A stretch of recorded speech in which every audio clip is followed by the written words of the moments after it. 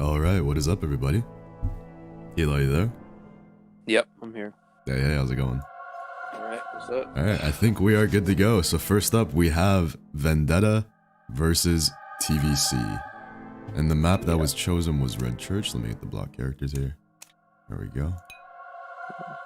Yeah, so it looks like TVC's Hunter But Why will be going first against the Vendetta Survivors. And here we go. Day 2. Hope you're all excited. I'm excited to see it, yeah. Looks like we are going to see that mechanic ban most likely here from But Why, just eliminating the fast decoding option from the Survivors. This typically, you know, when you see a mechanic ban early on, you actually don't think it's going to be a Dream Witch character. It's probably going to be one of the typical A-tier characters. So I'm excited to see what they opt to go for. I know But Why is an AN main, if I'm not mistaken, but we'll have to see. Main, okay. And there it is, it looks like. From the Survivor side, looks like immediately going for that Seer and Priestess. These are two of the most commonly selected characters in the first round of many tournament settings.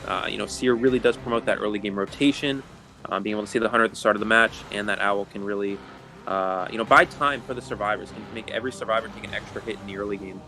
And, we'll see how that buys time. It looks like we're just going to see what we call a national comp. So when you have that mechanic band, you play the other 4 S tier characters, that being the Mercenary, Forward, Seer, and Priestess. This is commonly used first round in China, actually, and we've been seeing it used a little bit more here as well. So excited to see how this plays out. Let me turn the scores off.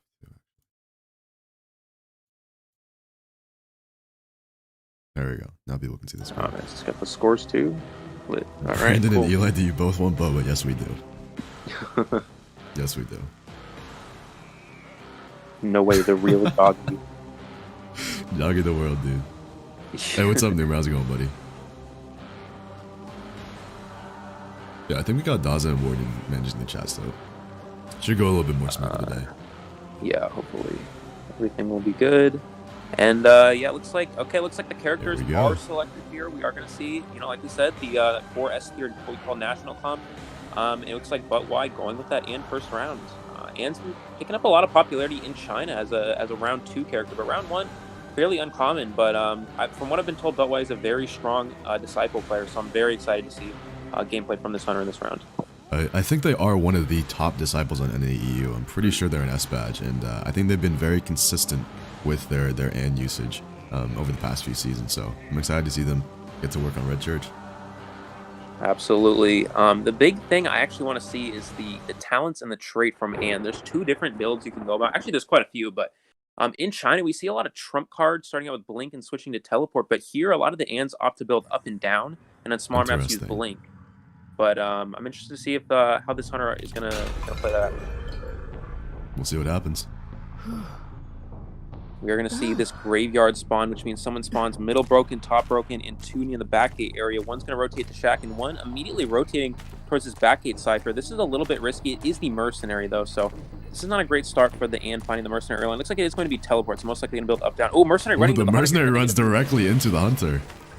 See if he can get a hit. Maybe just trying to get a free hit on the Mercenary here. We'll have to see. Well-placed CAD. And good job by the Mercenary to throw the pallet down immediately, but unfortunately the Ann still able to get the stun and the free hit on the Merc. That is a big deal. Able to injure the Mercenary in the early game. Looks like Ann may just commit to this Mercenary here. 2 elbow pads already out of the way and already injured. If you can get a second hit on the Mercenary, it can slow down these Survivors immensely. Keep in mind, this Ann does have teleports. They may just actually chase them until the teleport's up. Wow, gets the hit on the Mercenary. This is incredible. Wow, that's insane. It looks like Gonna just dropped the Mercenary. Gonna go ahead and teleport as well and locates the Priestess. Pretty good find as well. And good move from the Priestess, avoiding that hit. Good discipline by the Priestess to not place the bow down there and to continue running. We're gonna see the cats get used here. Priestess can go ahead and portal. Oh, portals into the Hunter! Wow, portals into the stun. Wow. And an incredible start for this Ann so far. 2 people injured. Let's see if we can get the cross as well. And she's gonna get what a play by this Ann. Fantastic play to put the cat at the window, predicting the Survivors transition into Church. This is exactly what we were talking about, Azrael. We were talking about, S badge and one of the best in NAEU. 2 people down with 5 Cypher machines remaining. One of them's the main What rescuer. an incredible start. This is insane. And we thought it'd be a little bit of a lax start, considering that they found the Mercenary first, but getting the down on the Merc and then immediately downing the Priestess is just incredible. And you really see the bonus in bringing that teleport over Blink. You can afford to chase one of these rescue characters in the early game, then transition targets with the teleport.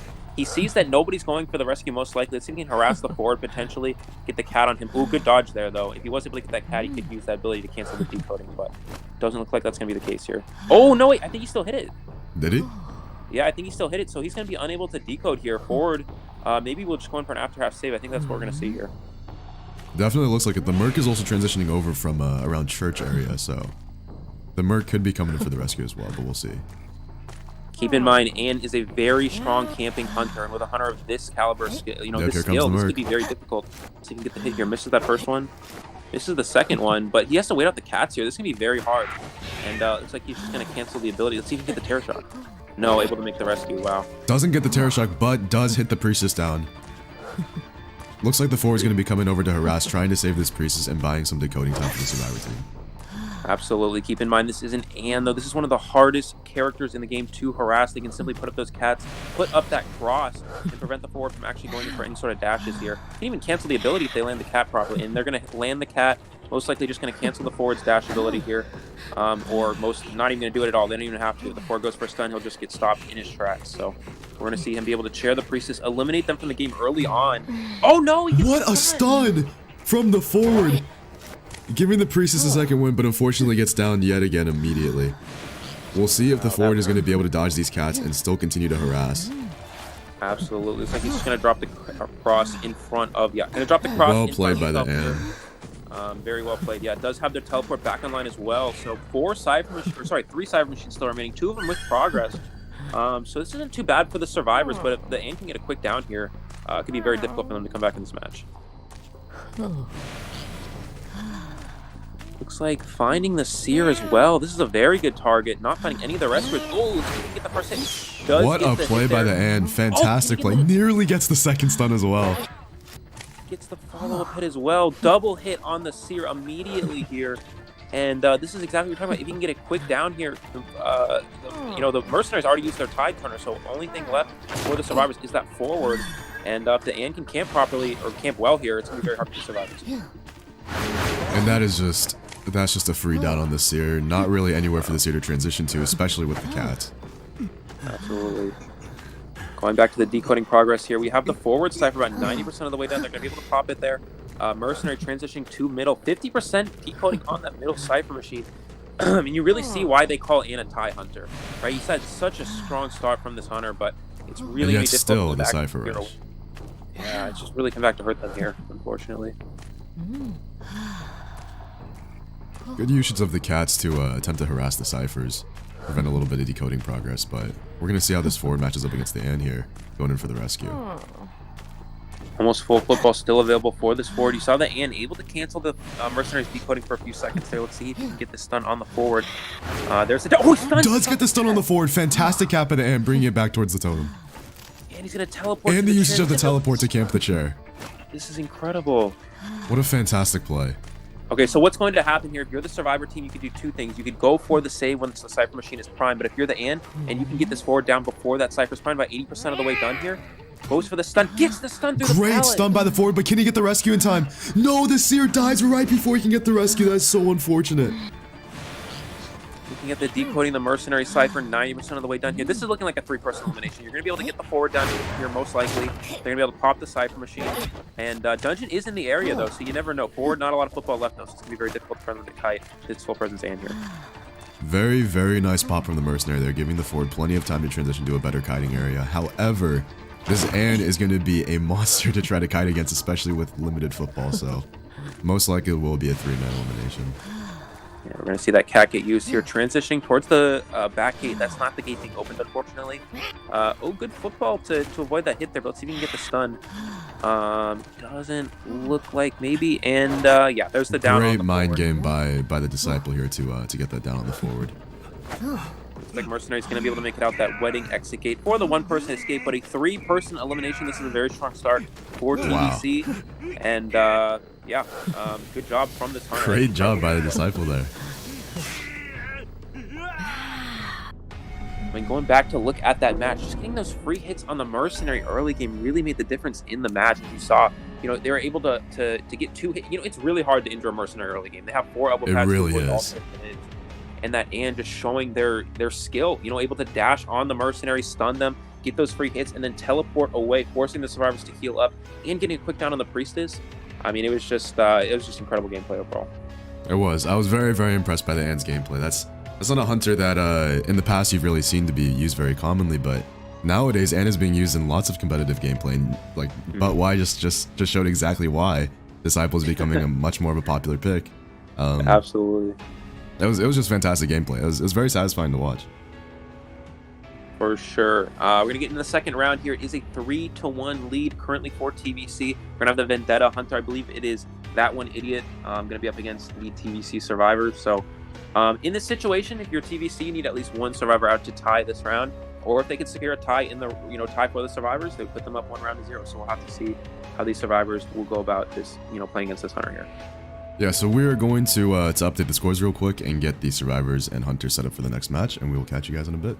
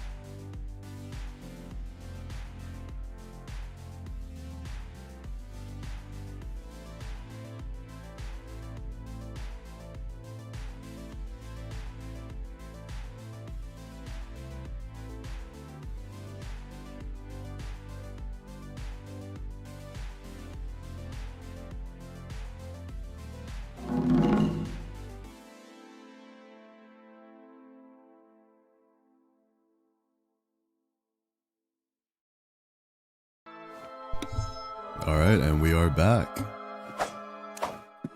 All right. I think we're still. Wait, are these?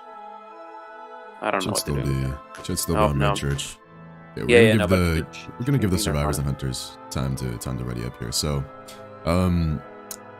that one idiot was supposed to be playing hunter, but doesn't look like he's here right now. So, Vendetta opting to. Oh, I think he just never joined, mind. Actually.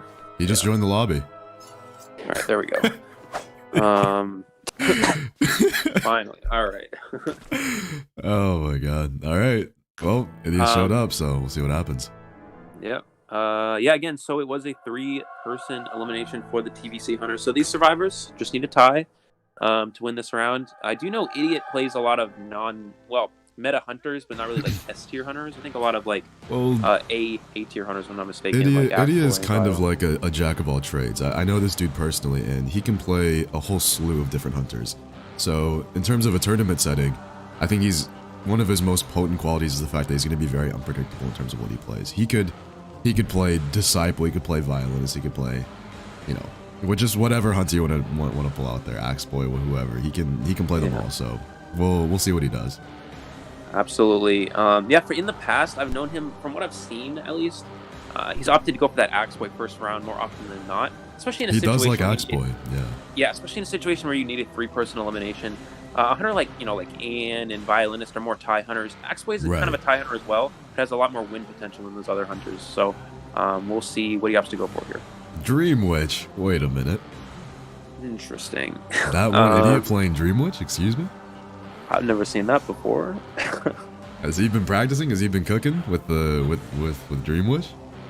I wonder. Yeah, it's definitely possible. Looking at the survivor side here, we do see that one mechanic ban from the hunter here. We talked about this earlier. With a mechanic ban, you typically actually don't see Dream Witch, and the reason for that is because if you're the Dream Witch, you can simply walk around the map, look for that mechanic early game, and find you have the time, right? As a mechanic, or as a Dream Witch against a mechanic, you're very fast, right? You have time to go look for this mechanic, and you have time to single them out. So you typically would ban something like Seer, Mercenary, Priestess, something along those lines. So banning that mechanic really suggests that there won't be a Dream Witch from this hunter. And I slipped through a couple here. Looks like photographer. Selecting the photo. Wait a minute. I know I've seen him play photo in tournament before, so you never know. Right, I've seen him play photo on rank too. He used to show me his photo matches when he'd play in rank. It was pretty funny. Yeah, he's switching over a lot of different hunters right now. And again, we're most likely, looks like hovering over Anne or Bonbon. Bonbon and Anne are heavy tie hunters, though. Oh, it looks like he's actually selects Bonbon. This is very risky round one, especially when you need a 3-person. In a situation where you need a tie, Bonbon's very Bonbon's definitely more of a tie-oriented hunter, and I mean, in a situation like this, maybe not the best choice, but I mean, if anyone can make it happen, it's going to be that one idiot. So we'll see what he can do. Yeah, absolutely. And I think another reason for selecting this Bonbon is there is a Seer on the team. Bonbon is a pretty strong counter to Seer. Probably I personally myself am a Seer main. I play a lot of Seer, and when I say Bonbon, I'm not very happy. So that's probably the least favorite hunter for me to play against, as a Seer main. So it looks like the talents are locked in. It is going to be Bonbon against these 4 survivors here. And we'll see what the survivor team can do against the Bonbon. They do have that Explorer to help promote Cypher Rush as well, so that can make the difference in this match as well. If you're the survivors, you want them to not find the Seer or not find the Explorer, and you should be fine. For Azrael's feelings. Yeah, I wanted to see the photo, but that's okay. We're gonna see the Bonbon instead. Looks like we're gonna see the exact same spawn. Yeah. We'll see. Will he head to back gate? Decides to. And again, both the forward and the mercenary on this side of the map, just very unfortunate rotations for these hunters at the beginning of the match. Looking for the Seer is what I really want to see here. Looks like the Seer is going towards top broken. This Bonbon is carrying teleport and an up-down build. No quenching effect, though, so they're not going to be able to single out the Seer here in the early game. Good rotation from these survivors so far. The Bonbon has not found anyone. Looks like the forward rotating all the way through Shaq, or maybe that's the mercenary, but unable to find any character here. Looks like the Explorer and the Seer on the opposite ends of the map here. This is a very good start from the survivors. We see the Seer immediately rotating here as well. Seer already with 25% on a Cypher, and this Bonbon has yet to find anyone at the start of the match. This is excellent communication from these TVC survivors. This is exactly what you want to see from a survivor team. Finding the forward as well, this is not great. He may just commit to the forward at this point, acknowledging that I cannot find any survivor worth chasing. I kind of just have to commit to the forward here, and it looks like that most likely will be the case. We do see the forward. Oh, maybe a little bit of lag there, unfortunately. I'm not sure what happened, but looks like the forward going to transition towards this back gate area here.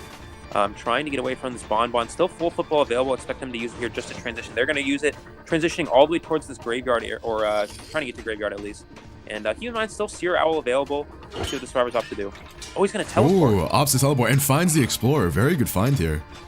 Yeah, unfortunately, what happened here is the Explorer actually picked up his password page next to that Cypher machine, and the Bonbon was able to see that, and he was able to teleport on the Explorer. So typically what you want to do as Explorer is you actually want to get your Cypher machine 50% and then pick up your page, but it doesn't look like, unfortunately, the Explorer not doing that there. And we'll see if they can utilize the Owl. And I think the Bonbon's trying to predict it here. Good bomb chain. Being very, very patient here to not opt for the basic attack. Instead, attempting to get a bomb, and does get the hit, preventing the usage of the Owl on the first kite. Yeah, it does get the down there. Unfortunately, no use of Owl. Again, these survivors, they just need a tie in this round, so we're most likely going to see them not even perform any sort of rescue at all. Looking at the decoding progress, it looks like you have that top broken Cypher about 90% of the way done. Two other Cyphers about 20% progress. Looks like, oh, unfortunately... Oh, free save! He gives up the free rescue. Wow, that is a big deal. The Owl's still available. Let's see if the survivors opt to utilize it here for this Explorer. And looks like, no, not going to use it. I think they're just going to go ahead and save it here.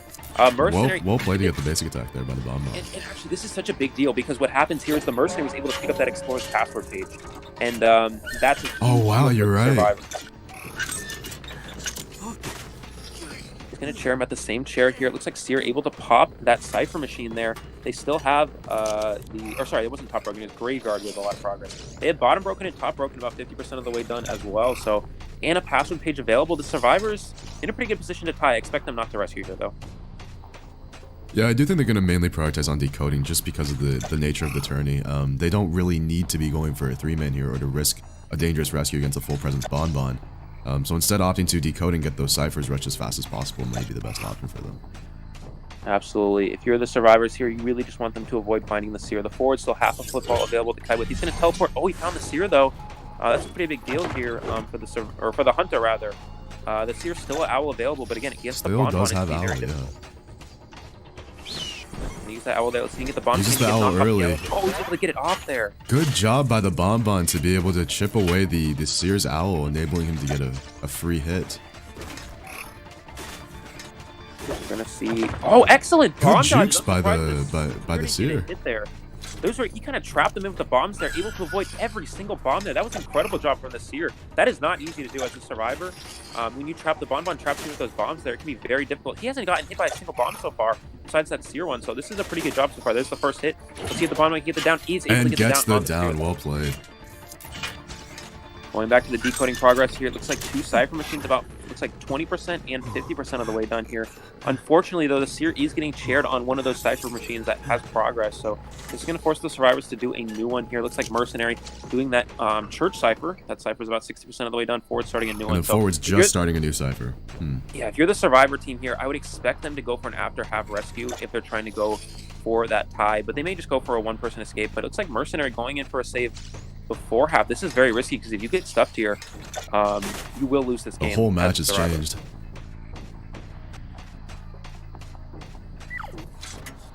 Pressuring the Mercenary, trying to force them to go for that save. Trapping at the time. Good job from the Mercenary. Good bait by the Mercenary to avoid the bomb hit there. And a fantastic elbow pad to avoid the chain bomb as well. This save will be after half, unfortunately, but he is able to make the rest. Oh, is he? Yeah, he's able to get the save there. Here is going to go down. Rescue, but no tide turner, unfortunately. So very risky save, and again, the survivors need one person out.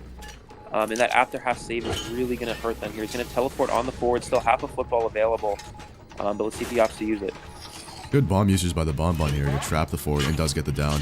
Unfortunate after half rescue there, considering that the rescue was just over the half mark, meaning that there was a lot of time left that the survivors could have used to decode.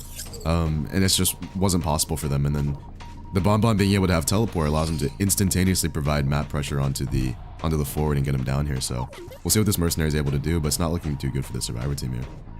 Yeah, it's actually not as bad as it looks for the survivors here. The Mercenary still has 2 elbow pads available. They have really good distance on the Bonbon.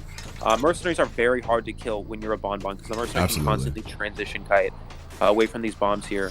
And the forward is going to most likely get up and go back to that Cypher machine here. We'll see what the survivors opt to do. I think the Mercenary may go for a steal on the forward. This is very risky, though. He's going to probably use an elbow pad as well. Great chain bomb there to hit him from the side. It's very well played by the Bonbon, and manages to get the heal on the forward, saving his self-heal. We're going to be transitioning towards Graveyard here. Going to be able to make it to this pallet, most likely. Is going to take that bomb hit, unfortunately, though. There's the timer bomb, gets the down. Ooh, good time bomb hit. Yeah, gets the down on the forward. And forward still with self-heal available. Mercenary with a full elbow pad to work with here. The 2 Cypher machines have about 50% progress, or 80% and 50%. So if the survivors are able to actually get up and work on them here, there's still a chance they could pop these Cyphers, but with 2 slow decoders, it's going to be very difficult. Well, the Mercenary caught in not the greatest area of the map here. We'll see what he's able to do. Jukes all the bombs. Fantastic job in the Mercenary. And uses the elbow pad to transition to a new area. We're going to see that forward get up here with that self-heal. Mercenary still self-heal available. Good bomb chain to get that hit there. We'll see what the Mercenary can do in this area. Able to dodge. This survivors have done a very good job dodging bombs so far. I think the biggest downside here is... Oh, excellent bomb dodge. Can you get the... No, he can't get the ball. Ooh, and gets the basic attack.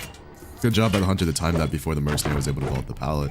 And yet still, these survivors, like you just said, have been dodging these bombs very, very well. So it's pretty impressive to see their kiting abilities. Looks like the forward was able to collect an elbow pad from one of these chests here. We're going to see what he can do. For the most part, it's going to be very hard. If you're the forward, you may try to transition in towards the Mercenary to pick him up so they don't have to waste that self-heal. Mercenary's heal is almost up, and I think we're going to see the forward most likely do that. Yeah, he's going to rotate. Excellent job just rotating around the map here, avoiding this Bonbon. But looks like, no, Mercenary's going to go Mercenary ahead and opts to use the self-heal, and is going to be opening up a chest trying to get some more items. Let's see what he can get here. Again, the survivors have very good progress on these Cypher machines, so if they can avoid the Hunter here for a while, they may be able to potentially get those exit gates open. We'll have to see. I'm honestly just very impressed by the communication of TVC here. Especially at the Absolutely. beginning of the match, being able to rotate so cleanly around the Bonbon, and then here being able to coordinate these last 2 survivors is very impressive to see. Looks like the Bonbon does see the Mercenary on the Cypher here. Yeah, we're going to see the Mercenary decoding that wedding Cypher. Good job from the Bonbon. He's able to force him to stay in this wedding area.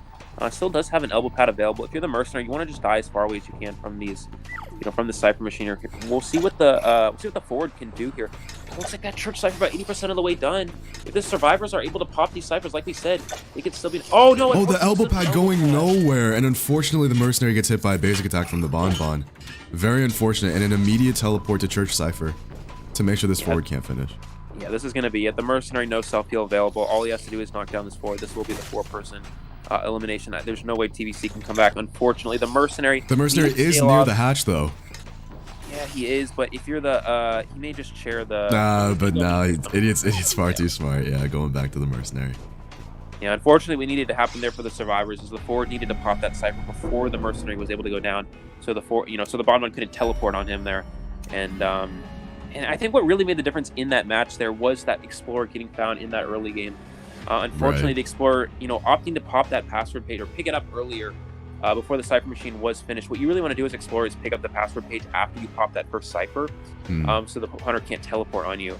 And unfortunately, the Explorer opted to pick it up before the Cypher machine was completed, and that allowed the Bonbon to teleport on the Explorer and get the down on the decoder early game. Yeah, very unfortunate. The start of the match, though, was extremely impressive. Their rotations just blew me away. But again, unfortunately, the one decoder on the team that matters the most, the Explorer, wasn't able to get very much decoding progress at all. And so it was a very good decision by the Bonbon to teleport to that Cypher and find the Explorer early on. And that changed the tide of the match. Absolutely. It is a funny sentence. Alright, so here's the post-game data for you guys. We're going to be setting up the teams again. So that's going to be 4 points to Vendetta and 0 points for TVC. And we'll get ready for the next match. 5 points, right? Yeah. And we'll get ready for the next match. So we'll see you guys in a bit.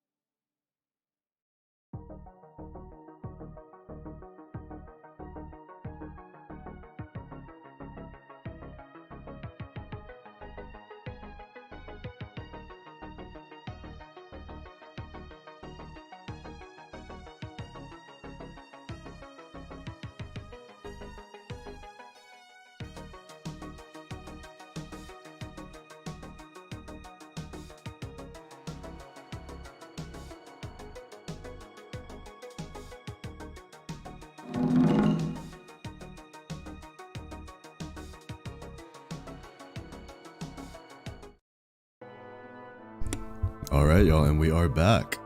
Looks like the Vendetta survivors are going to be going up against But Why yet again. And let me get this block mode on. The map that was chosen is Arms Factor, so we're going to see some gameplay on that map coming up for you guys. Let me get this YouTube thing set up, and I think we are good to go. Eli, you here? Right. Yep, I'm here. What's up, buddy? What's up? Let's do it. All right, so this was this map selection was the TVC's map selection. So in the first round, so actually how it worked is in the first round, Vendetta won the coin flip and actually opted to go Red Church. So that's kind of like their home field advantage. Right, and right. this is gonna be sort of like TVC's home field advantage. So let's see what they can do in this round. Goes for the immediate Disciple Band. Going to be interesting to see who else But Why has in their repertoire. If I'm not mistaken, they do play, I think, Bloody Queen and Dream Witch, if I'm not mistaken, but I'm not entirely sure. That's what I've seen them use in the past. I've also seen them use Axe Boy as well, so we'll have to see. Dream Witch on Arms Factor could be very, very dangerous. Going for the Mech and the Seer Band. Interesting. Yeah, Mechanic and Seer Band kind of most likely, makes me think that we're not going to see Dream Witch. You don't really, maybe they will. Again, we were talking about how Mechanic and Seer even, I mean, most of those characters don't get banned by Dream Witch anymore. You typically see something like Forward or Mercenary get banned a lot by Dream Witch these days. Because, as a Seer and a Mechanic, they're both easy targets for a Dream Witch to chase. You simply have to walk around the map, especially on a small map like Arms Factor. You can find the survivors early on fairly quickly. So we could see Dream Witch here, though. I'd be really excited to see it, though, if it does come out. Yeah, I totally agree. And, I mean, a Seer Band could be justified if you do happen to be a Blink Dream Witch and versus a Patroller Dream Witch, but pretty interesting bands, definitely from a Dream Witch player. So we'll see what they play. Looks like they're hovering pretty solidly over Dream Witch here. Yeah, or Photo. It could be a Photo. Okay. I mean, Arms Factory Photo, not too shabby, I must say. Looking at the Survivor, actually, Dream Witch would be very strong against. If the Survivors opt to go along the Triple Rescue Explorer comp, Dream Witch is a pretty hard counter to that team comp. You can find the Explorer very easily as a Dream Witch. Again, moving around the map very quickly. Definitely. Explorer has a very hard time hiding from Dream Witch because what happens is when you play Dream Witch against an Explorer, the Explorer still shows, when you go to leech a Survivor, it shows a little purple mark above their head. Right. With an Explorer, it still reveals that. So even when they're hiding in small modes, you can see them kind of from a distance. So, but we'll have to see what the Survivors have to go here. Possibly a Perfumer as well. Not something you see that early, but even Prisoner. Wow. Switching to a Prisoner. Wow. It looks like Y is hovering between Dream Witch and Axe Boy. Questionable what they're going to choose here. I think it really depends on what the Survivors opt to pick for their comp. Again, against a comp like Double Rescue, Triple Rescue Explorer, Dream Witch is very strong against that team comp. So we may see that come out here. Especially again, Explorer gets pretty hard countered by Dream Witch. So it looks like the Survivors still hovering over their options, but most likely we're going to see a round 2 Perfumer. And actually, Perfumer actually gets countered by Dream Witch if they use Patrol. All they have to do is Patrol the Dream Witch, and they cannot use their Perfume in that bite phase and get the free hit. Right. We'll have to see. But it's interesting, if they're playing Perfumer and then they ban Seer, it's like maybe they're going with Blink Dream Witch, and then in that case, it's not going to be very strong against the Perfumer. But we'll see what happens. Absolutely. Yeah, absolutely. But looks like it is going to be a Dream Witch from But Why here. Again, if you're the Dream Witch here, you're going to just look for that Explorer. I mean, it's that simple. Absolutely. On a small map like Arms Factory. Yeah, and on a small map like Arms Factory. I mean, you can find the Explorer pretty easily as long as you know your spawns, and we'll see how it comes in the photo.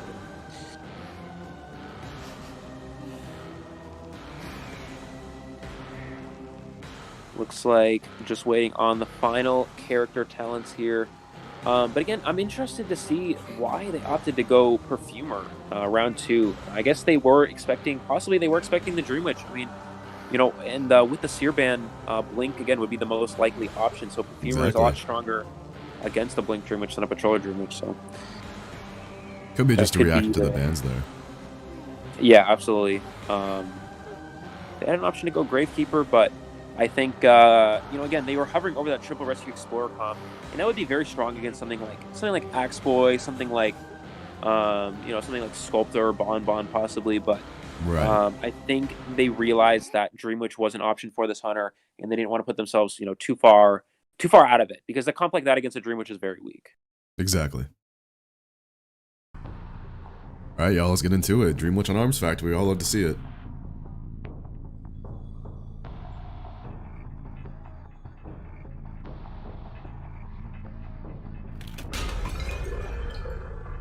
And here we go. Getting a water jug spawn. Gonna be one person in factory and a couple people near shack. We'll see where the Dream Witch rotates first. They're opting immediately to go towards factory. Unfortunately, the mercenaries there, so that's not ideal if you're the Dream Witch. If they actually rotated towards shack, which is what you typically see from from a hunter when you get that spawn, they would have found the explorer. So unfortunately, I'm not doing that here. Sorry, I got a little clear my left throat real quick. It's okay. And talking Finds too does much. find All the right. perfumer, however. Let me get the items ready for you guys. It looks like we are actually seeing the patroller though, so we're gonna most likely just see immediately. Yeah, there is the patroller on the perfumer here. Good play from the Dream Them to Witch. bait out of perfume. They're gonna immediately perfume. Nope, they're gonna leech here first, and we'll see what the hunter can do. No perfume, unfortunately, came. Oh no, a little bit of. Oh, what a perfume from the perfumer directly after the struggle from the patroller. Able to get it off just in the nick of time. Yeah, that's unfortunately a huge misstep from the Dream Witch here, hitting into that there instead of waiting for that, you know, that other bite from the patroller there. And we'll see if they can get the hit. The perfume is back online though. We're gonna see the perfume and the pallet drop there. There's a little bit of a premature perfume. Most likely gonna see them perfume back. And let's see if the Dream Witch can get the hit before the perfume comes back online. It's gonna be very close. 5 seconds. Are they able to do it? And they are able to get the hit. The Cyphers, though, getting rushed down, and the Explorer transitioning to a new area. Looks like they're going to be using the Patroller here to try to finish off this Perfumer. Yeah. Good vault by the Perfumer to avoid the Patroller, and does get latched on, unfortunately. Very difficult to stop that from happening. Yeah, looking at the decoding progress here, the Explorer was able what a play!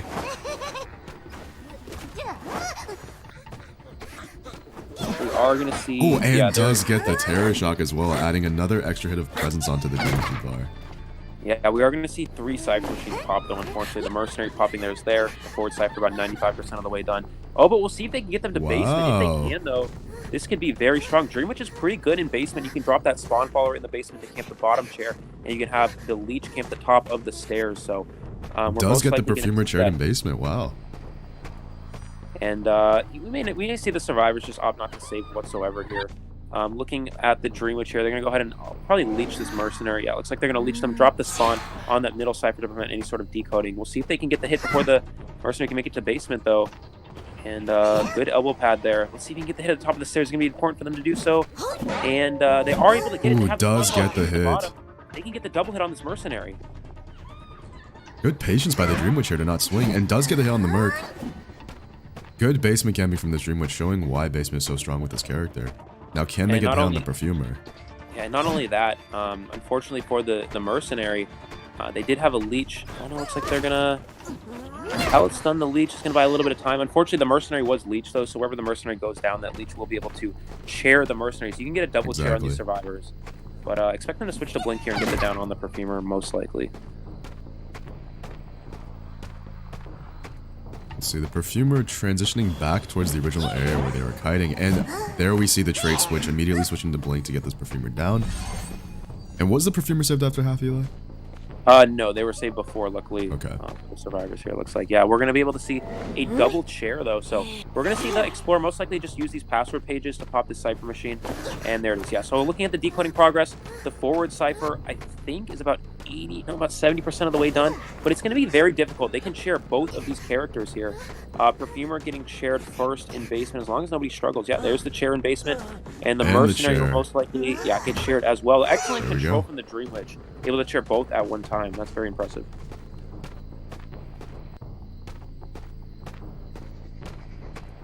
Despite the usage of the basement here, the survivor's still cypher rushing fairly well.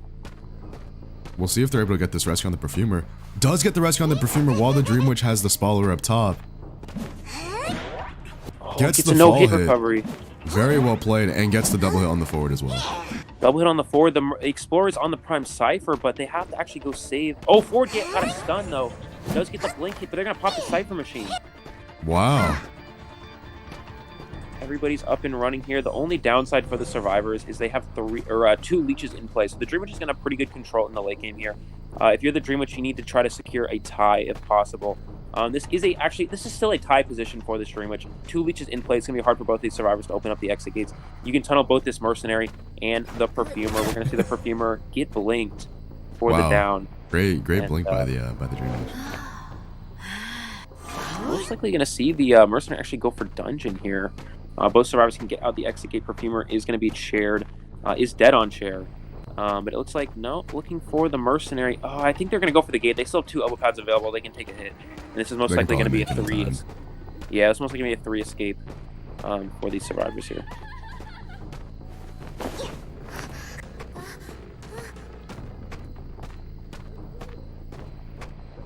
And all 3 survivors do escape. Very good cypher rush by the survivor team here to counteract the Dream Witch's basement potential. And I think the biggest issue for the Dream Witch here was going towards that factory. I think they were just kind of taking a gamble. They know one survivor spawns in factory. They're kind of just baiting on the fact that maybe it was the Explorer, but kind of 3 survivors sort of spawned near the shack area in that spawn. And one of them was the Explorer and one of them was the Perfumer. So unfortunately getting unlucky with those spawns, finding the Mercenary first. And that allowed the Perfumer to buy a lot of extra time. And it really made the difference, for the survivors to get 3 Cypher machines decoded by the time they're actually able to down that Perfumer the first time. So that really was the difference in this match. And just that early game, unlucky spawns. It really just does. It does matter for the Hunter. It does matter for the survivors. Absolutely. And it really came back to bite the Hunter there, unfortunately. Also, pretty decent kite by the Perfumer as well at the beginning of the game. The ability to avoid that Patroller and get that really clutch Perfume was incredible. So the survivors pulling out a pretty good win there, and we will set up for the next match. We'll see you guys in a bit.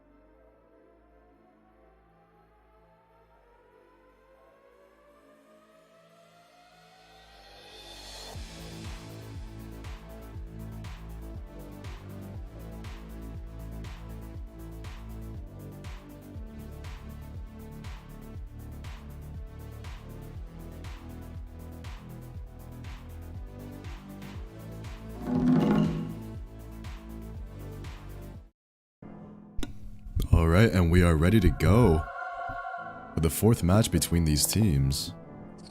Activating the block character mode and heading over to Arms Factory. Idiot says, I'm tempted to play photo content. So we might see a photo. We'll have to see. We'll see what happens. I'd be very happy. I would be very happy if I saw a photo. He said bet. Alright, let's see it, baby. Let's see it. We gonna see the photo coming out? Let's go. Alright, looks like we're gonna see from the survivors. Maybe gonna go for that Bonbon ban. Most likely will be on the selection. Bonbon is a very strong tie hunter. All Idiot needs in this situation is a tie. So eliminating that tie option from this hunter could come back to hurt them here.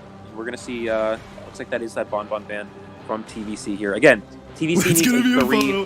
It's gonna be a photo. I'm calling it. It's gonna be a photo. Yeah, and again, we both those decoders out of here. TVC needs a 3-person escape to force a 4th round here. So looks like we're gonna see that double Explorer ban. It looks like we're probably gonna see the photo. I'm so happy, dude. Yeah, again, eliminating both decoders as an option from the survivor team is not really strong, from a photographer standpoint, but it's also strong in a situation where you need a, where you just need a tie, right? You want them to slow down the Cypher Rush as much as possible. And looks like we're going to see possibly a heavy rescue lineup from TVC. How does photographer usually fare against a heavy rescue lineup? Well, the thing with rescuers is that it's really difficult for you as a photo to handle them, and the problem is that yes, their Cypher Rush is going to be extremely slow, right? Majority of the rescuers have decoding debuffs, so it's going to be very, very difficult for them to rush Cyphers. But the problem is that all the rescuers are so powerful in a kiting situation that it's very difficult as a photographer to even catch up to them. So the last time that I played against a full rescuer comp in rank, I ended up only getting a tie, and I was using a teleport build. If Idiot happens to be going with a blink build here, that might prove very, very good against these really, really strong kiters if they're going for a full rescue comp, which it looks like that's what they're doing here. Absolutely. Blink, very strong. A lot of hunters you see will chase rescuers in the early game if you carry Blink. If you're a photographer and you're able to enter one of these rescue characters, in the photo world, set them up to be one-shot, you can simply blink them for the down. But the only issue with that, though, is it allows for rebound kiting, right? The biggest issue with photographer is sometimes you can get rebound kited if you use that blink in the early game. So with a heavy rescue lineup, they're very good kiters. So if they're able to perform a successful rescue against this photographer, these survivors could have a chance to potentially rebound. And we'll see how it comes into play. Right, and with this double harasser comp here as well, especially the forward being a main threat, Photo is very weak to forward, and a lot of the time you might invest some points into Rage or Desperate Fight to counter him, but then those are points that you're usually taking away from Berserker. So you're sacrificing a bit of your camp there to try to stop the harasser. We'll see how Idiot plays this, but it's looking like a pretty tough comp. Yeah, this is very interesting. We're actually seeing a triple harassing from the survivors here with that Cowboy. Cowboy's sort of a soft harasser. They're not as strong as they used to be, more of a kiter now, but looks like we're going to see the photographer. The survivors really going all out. They acknowledge that we need a 3-person escape here. We're going to have as much, we're going to make it as hard as it can for the hunter to actually get down on any of these survivors, not only with the kiting, but also with the harassing. Exactly. But as I'm identifying this comp here, this is looking like a very, very tough chasing situation for the photographer. Even with Blink, going after a Wildling forward, Mercenary, or Cowboy, none of those look very fun to go up against. So it's going to be difficult for Idiot to catch these guys, but we'll see how he does. Yeah, absolutely. It's going to be very, very crucial for this hunter to actually find the survivors in the photo world, because if you are unable to injure any of these survivors in photo world and send them up to be one-shot to a blink, you're most likely not going to get any of them down just through chase. Absolutely. So you can get one blink hit on them, but if they're not injured through photo world, it's going to be so hard for them to actually secure, an actual down. Even with slow decoding from the survivor team here, it's going to be very difficult for the hunter to get these. And again, this also sets up, not only does this comp set up for forcing the hunter to get it down possibly later game, but they also have harassing, and they also have dungeon potential in the end game. This is a team comp that could potentially get a 4-person escape if you're unable to get it down on a survivor early game. Very true. Any 4 of these survivors can catch a dungeon fairly easily. It also depends on the build that the hunter's going with. So if they're running like an upright build, then they're not going to have the detention to rely on if all the ciphers eventually end up getting popped. I'm also just excited to see how he manages the chasing versus the photo world. Against a team comp like this, chasing might not be the best option considering how strong they are in a kiting situation. So maybe you decide to prioritize the photo world more to try to get them down that way instead of actually hitting them with your sword. Yeah, that most likely will be the case here. Again, this is a slow decoding comp, so you don't really have to worry about Cypher Rush too much, especially as a photographer. You can really, force that, force those photo worlds out and really spend your time searching through the photo world for those photo images.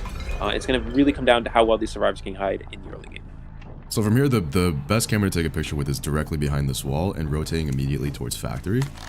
I'm sure Idiot knows this, so we'll see how he manages these spawns here.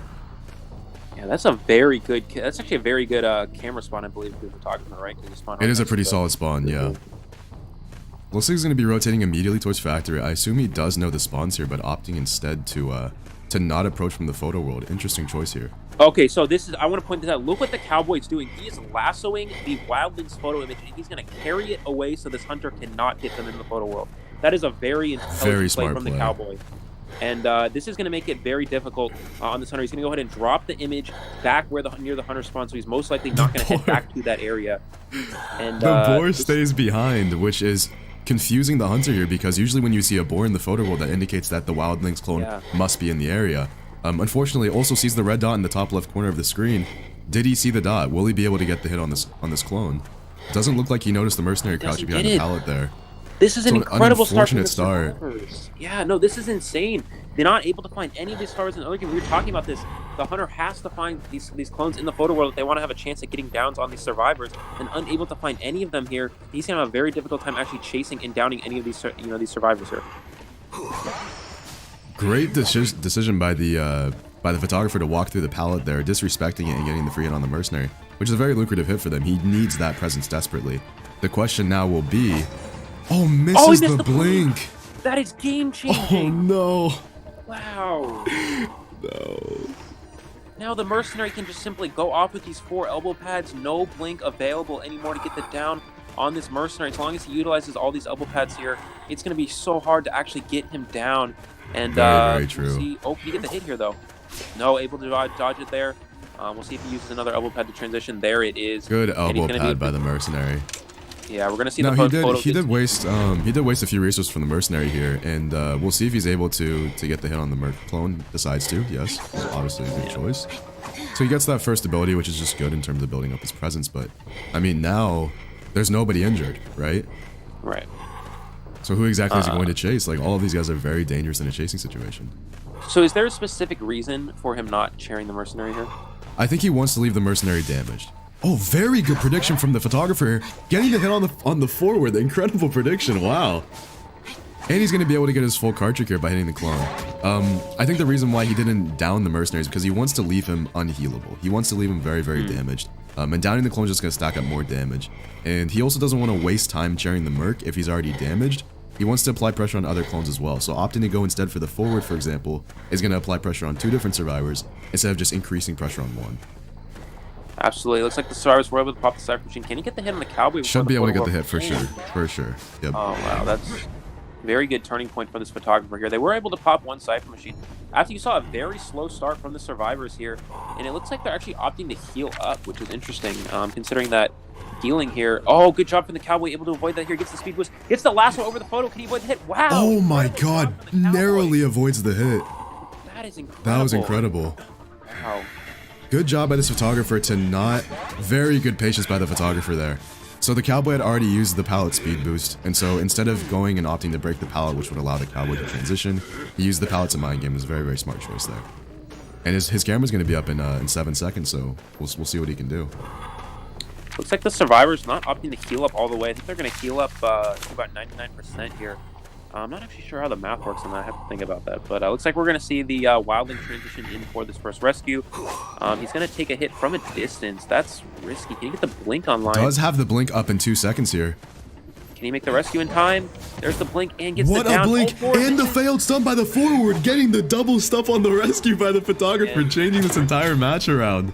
Yeah, that's just going to be it, I think, for the survivors here, unfortunately. Nobody can save this Cowboy here. Mercenary just going to go ahead and decode.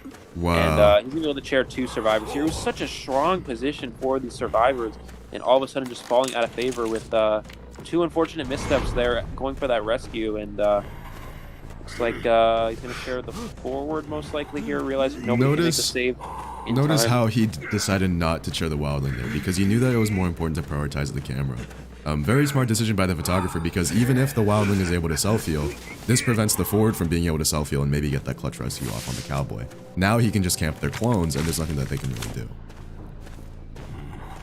Absolutely. Looks like he's gonna just wait for the mercenary here. Again, you just have to camp out this chair. Once this forward is eliminated, it will be the win for Vendetta. He's gonna go ahead and switch to peepers here. This is just gonna make it a little bit easier for him to, see the mercenary coming and to camp it out here. And it looks like mercenary's gonna try to go for a rescue. If you're the survivors, you need to time this. You need the wildling to self-heal at the same time. Yeah, they're gonna go for a double save. This is really your only chance here. And it looks like he's going to hit down the wildling. Mercenary's going to make the rescue. Unfortunately, and does end up getting hit on the forward. Very well played. Just going to go ahead and share the wildling here. He may just camp out the wildling as well. Keep in mind the mercenary cannot save. And he's going to save with Tide Turner, but mercenary's going to go down. Wildling able to get back on board. So this is going to prevent him from actually going down. But he can just share the mercenary. Oh, no, he's able, unfortunately, getting stuck on a wall there. And we'll see what the photo can do. I did like the play from the mercenary there to still get the rescue despite the tide turner going to kill him afterwards. But yeah, that's just a GG. And you know what? It's just one single play that completely turned the entire game around. Was that one blink?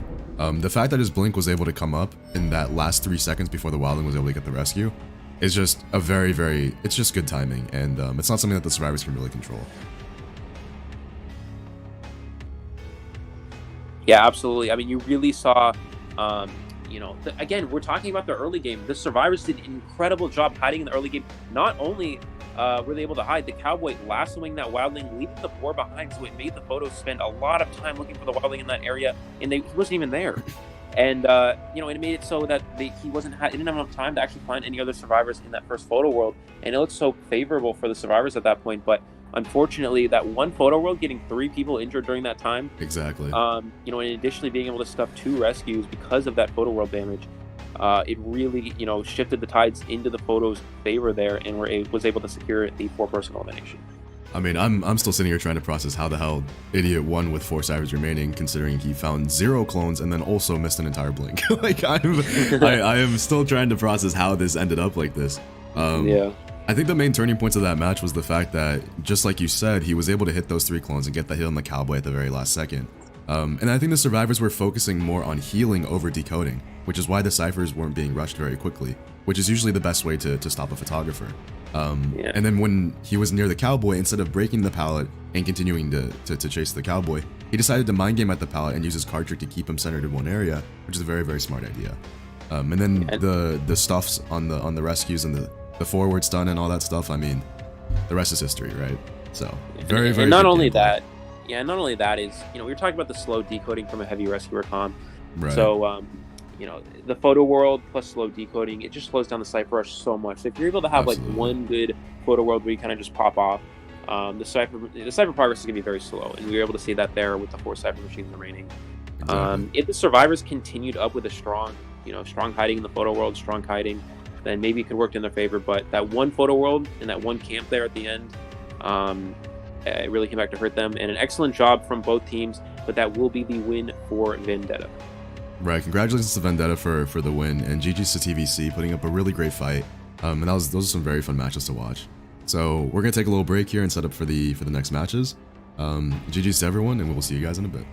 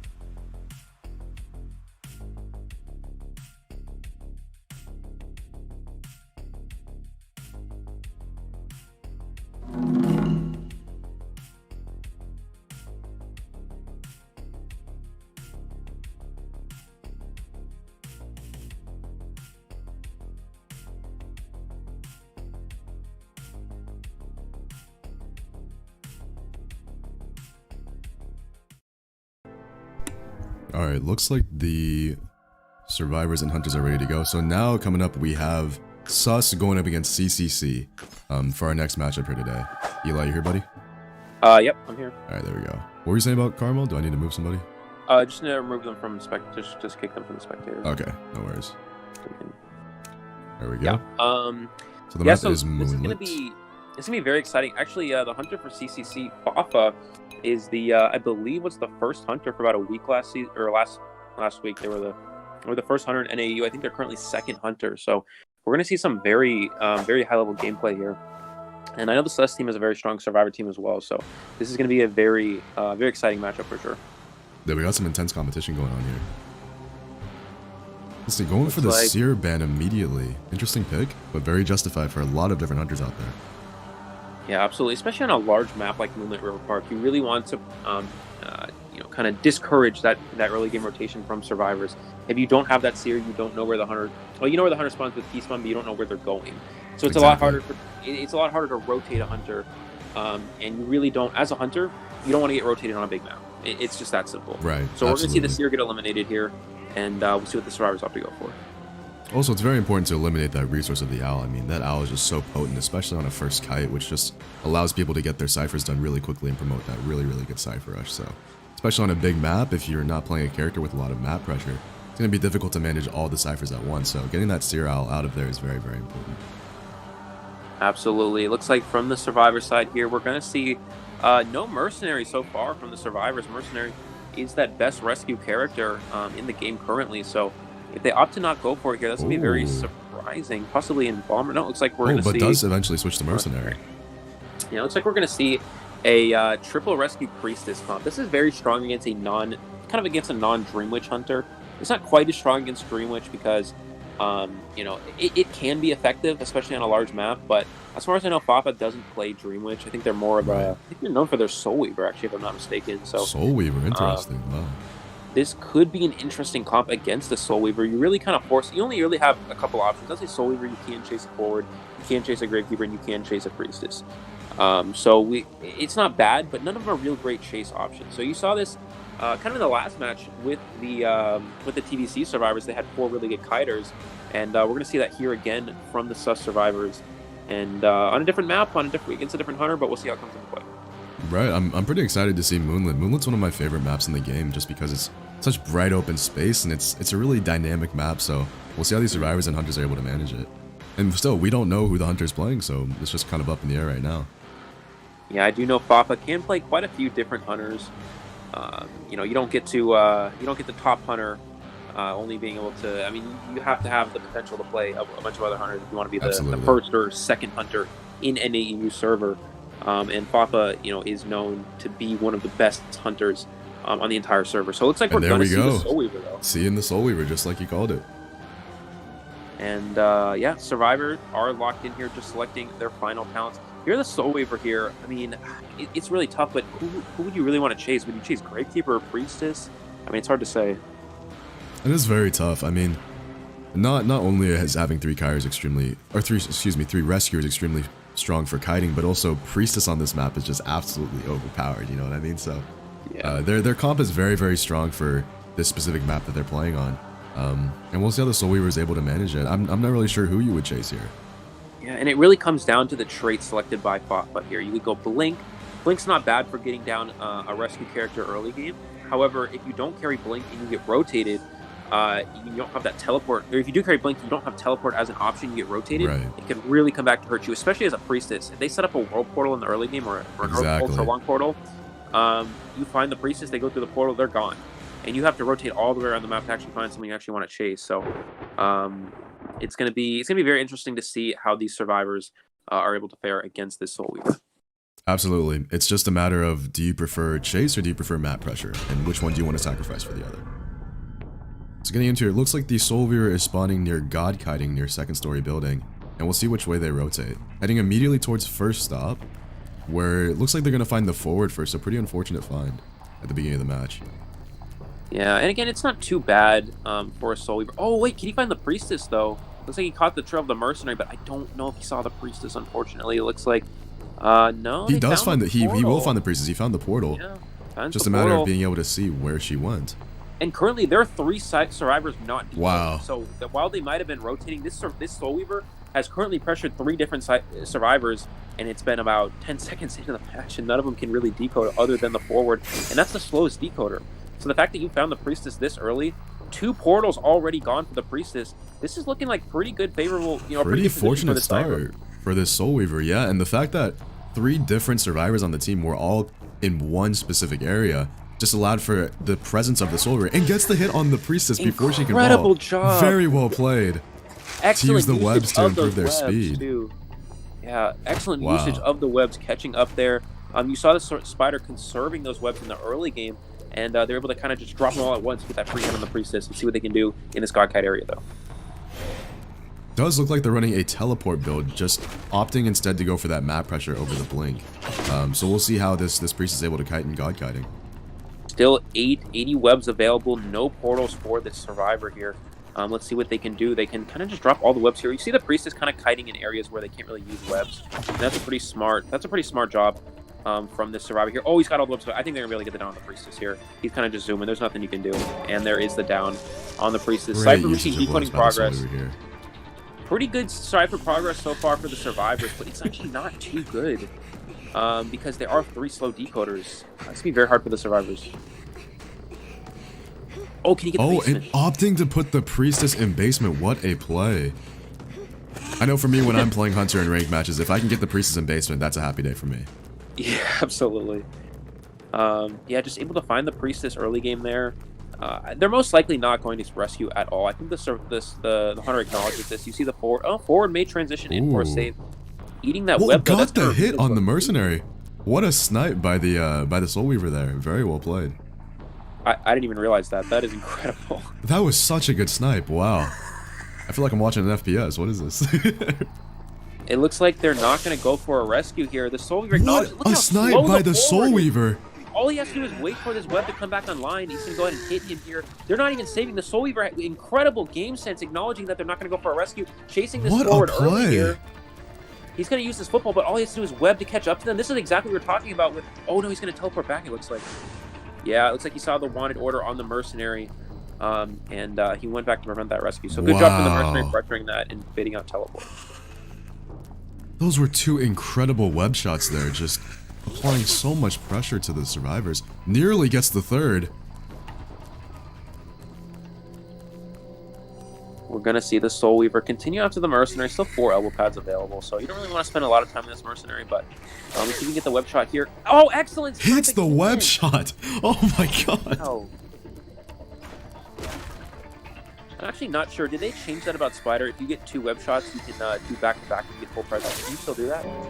Oh, I think he might be able to. And gets the Terror Shock on the Mercenary. What incredible accuracy from the Soul Weaver, really showing their prowess using this character. A quick down on him. I mean, it's so hard to kill a Mercenary. And you kill them like fast. This is so impressive to watch. Looking at the decoding progress here, they have 2 Cypher machines worked on with about 80% decoding progress, one of them about 30, so they have the Cypher machines ready for the most part, but the problem is who's going to rescue, right? You can't save if you're the forward. The Gravekeeper can come for a rescue, but it's very hard for a Gravekeeper to save off a Soul Weaver. You can web shot them out of that shovel, slow them down, and it looks like, oh, the Soul Weaver's cutting off from a distance. They know the finds the Gravekeeper immediately. Very good game sense from the Soul Weaver here, being able to identify where the rescuer is coming from. And, nearly gets the web shot, but blocked by the slide there, unfortunate. Soul Weaver may be playing for a Terror Shock here, considering that the Merc is close to the half mark. No, he's going to go ahead and get the hit on the Mercenary's just going to elbow pad away. He may just he teleports on the forward, and the forward has almost nothing to work with. He's got a little bit of football, but with all he needs is 1 web shot, and the forward goes down. Can you get the snipe? What? Oh my god! Incredible accuracy from this Soul Weaver! This is insane! I'm speechless. Oh my god, dude. I can't believe what I'm seeing here. These web shots are the most accurate web shots I've ever seen in my entire life. And it looks like the survivors just, all they can do is really just heal up here. I think the Soul Weaver knows where they are too. Yeah, they're going to be able to cut them off, prevent them from possibly healing. The game sense being put on display here to see exactly where the survivors are at all times is just incredible. It really is. We're going to see the Mercenary come for the save. And gets the web shot Gets the web again! There's the hit on the This Mercenary. Hunter can't miss. And nobody's decoding. Nobody is decoding. Their last Cypher about 70% of the way done, but the Soul Weaver acknowledges that they're going to go for it, and they're going to go cut off the Gravekeeper here. Most likely to use that shovel. Can he get the web shot to knock him out of shovel? No, he's just going to bait out the shovel here and most likely head back towards these other survivors here and potentially try to get them down. Good discipline by the Soul Weaver to merely bait the Gravekeeper and using their shovel, and then immediately switching back targets to this Mercenary that's very, very vulnerable. Gets the down on the Mercenary, and this is not looking too good for the Survivor team. And keep in mind, the Mercenary's already been on chair once, so this is his second chair. So he's going to take him to this chair, and he's going to go. He knows he knows where the last side is. That's the big deal here. It's about 60% of the way done. We're going to see the Soul Weaver probably just go after the Gravekeeper. He knows there's no shovels available. And his teleport's up in 5 seconds. He still has the map pressure for late game if he needs to use his trait in the event of that situation occurring. Let's see what he does here. If he goes for the forward or if he just goes for the Gravekeeper. I think he's going to try to cut the Survivor off from a distance here. And if you're the Survivor team here, I think you just go for a 1-person escape. I don't think there's any chance of the forward actually making this rescue here. The Soul Weaver knows where they're coming from. The Cypher is primed, but he's just going to get the down. They're going to pop it, but I don't think there's any chance of actually making the rescue. Can they make it? He also has webs to use. And, oh, he hits the chair! Good rescue by the forward, plus the Tide Turner coming into action. Does get the hit on the forward, and we'll see how he plays against this Mercenary here. Yeah, he's going to get the down. He's going to go for the Mercenary. I mean, this Soul Weaver acknowledges, I've already hit the forward. The forward's going to go down, and I have time to go after the Mercenary and get the down with attention. Let's see if they can get the hit on the Mercenary. They need to get him down as quick as possible that they want a chance at a 3-person elimination. And the Merc with no elbow pads left, opting to kite towards the slide. Oh, slides on the left side, but there is no... Wow. There's no pallets, there's nothing there for him, so Mercenary goes down. This is incredible. I don't even feel like I'm watching IDV. I feel like I'm watching an FPS. Like, are we playing Call of Duty or like what's going on here? Yeah, exactly. Yeah. And this is the kind of like gameplay you'd expect from like China or something. I mean, does he see the forward on the ground near him? Opts to go for the teleport. Yeah, he does find the Gravekeeper. There is still, the 4-person elimination is still intact. If you down this Gravekeeper quick enough and make it to that back to that first stop exit gate, you could still get that 4-person elimination. We'll see what they can do here. But this pretty much the 3-person is guaranteed at this point, as long as you can down this Gravekeeper. Exactly. And this is a very good job from the Hunter. Ooh, just narrowly hits the railing with the web shot there. Oh, good. What an incredible mind game by this Hunter. Well played by the Soul Weaver at the pallet there. Going into that pallet there and pulling back to avoid that hit. We're going to see the forward be able to make it out this first off execute, but a 3-person elimination against a very strong survivor team from this hunter is going to put them in incredible position. All the survivors need is a tie to win this first round if you're CCC, so we'll see how the Sus Hunter can combat this situation. And if I'm not mistaken, the Sus Hunter is a Dream Witch, and Dream Witch on Moonlit River Park is not the strongest. Definitely not the strongest comparison to other maps, absolutely. So this is looking very strong for CCC in this first round. I'm still just shocked at the caliber of gameplay that I just witnessed from the Soul Weaver. Like, absolute kudos to the Survivor team for getting the one man there, but I mean, that Soul Weaver, dude, the accuracy was just incredible. I mean, it's insane. I mean, I think the biggest thing for me is getting the snipe on the mercenary from 2-story and then hitting that forward all the way in your first stop from God Kite. I've never seen that before. That was insane. I wish we had instant replay or something, man, because I think you missed the web shot from the doors of 2-story to hit the Merc. It was incredible. It literally looked like something out of FPS game. Ducking out of cover, shooting, and going back. I mean, I'm telling you, man, it's like I'm watching COD or CSGO or something, dude. Got the sniper. Wow. Like, Very impressive gameplay. And like we said, these are some of the best players we have on NAU. Very, very high tier players. It's going to be some good content for you guys. Absolutely. Music Man saying, I like Moonlit Dream Witch. Of course you do, Music. Music, you also like Patrol or Bloody Queen with Control Freak, alright? So, I mean, I don't know what you want me to say. No hate, no hate. Alright, so we're going to go get set up for the next match. GG's to both sides, and we will see you guys in a bit.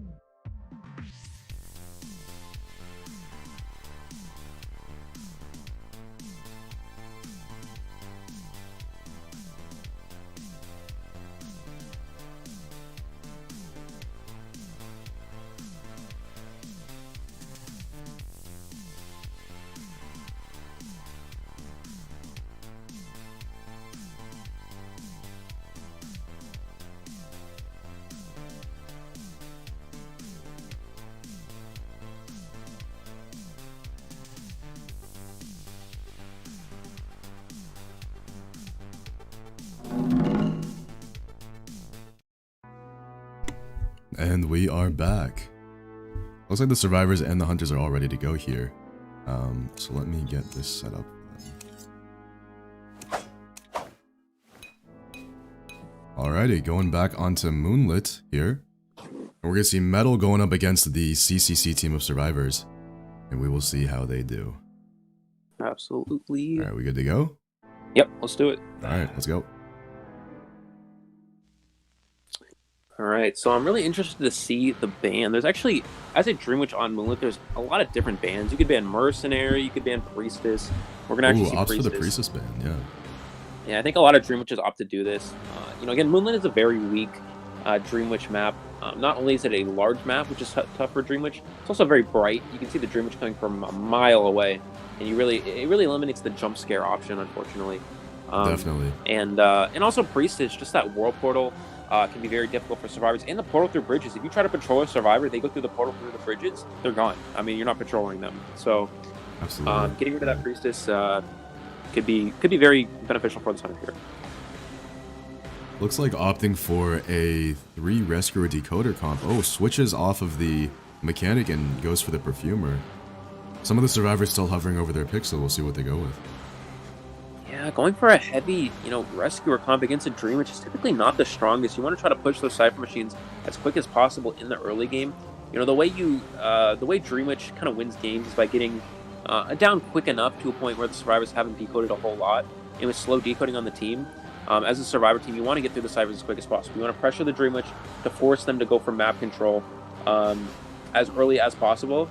And going for a slow decoding team could hurt them if they do opt to go Dream Witch, but we'll have to see what this hunter opts to go to. I know they do play other hunters as well, and they may not go Dream Witch because it is Moonlit River Park, but we'll have to see. Yeah, I mean, I'm just excited to see what hunter they decide to go with. If they don't play Dream Witch, like, what are their secondary or what are their tertiary hunters, right? Like, they could they could pull out anyone here. Yeah, and again, you have Mechanic as an option, you have Seer as an option, so not seeing any of those immediately selected from the survivors is interesting. Again, you really would like to see those on the survivor team, but Perfumer round 1 as well. This is also very surprising, but maybe the survivors have something up their sleeve we don't know about. It's definitely possible. They have studied these other teams more than we have as commentators, so they definitely know what they're doing. Yeah, I'm sure they've done plenty of preparation beforehand to prepare for this tourney, and maybe this is just a comp that they're very comfortable with. Sometimes going with the most ideal meta comp, depending on the counter picks, is not always the best option. Sometimes it's better to just go with what you're comfortable with. So I'm sure that these guys have practiced this comp many times, and hopefully we'll see some prowess from them during this match. Looks like immediately gonna see that Dream Witch selected from Metal here. And yeah, from the survivors, we're going to see the triple rescue Perfumer here. So possibly they could have studied this Dream Witch. Maybe they think they're a Blink Dream Witch, and they're using Perfumer to try to counteract that here. You have 3 characters. You can't really. I mean, you can't chase a Wildling. You can't chase a Mercenary. You can technically chase a Forward, but it's very difficult to get them down. Right. So most likely, what the survivors are going for here is possibly just a really strong early game rotation, hiding the Perfumer as long as possible, and trying to get as much decoding done as they can before the Dream Witch is actually able to secure a down on any of these survivors. Absolutely. And most likely definitely going to be seeing a patroller out from this Dream Witch on such a large map like this, and going up against the Perfumer. Hopefully the Dream Witch can find the Perfumer early, but we will see.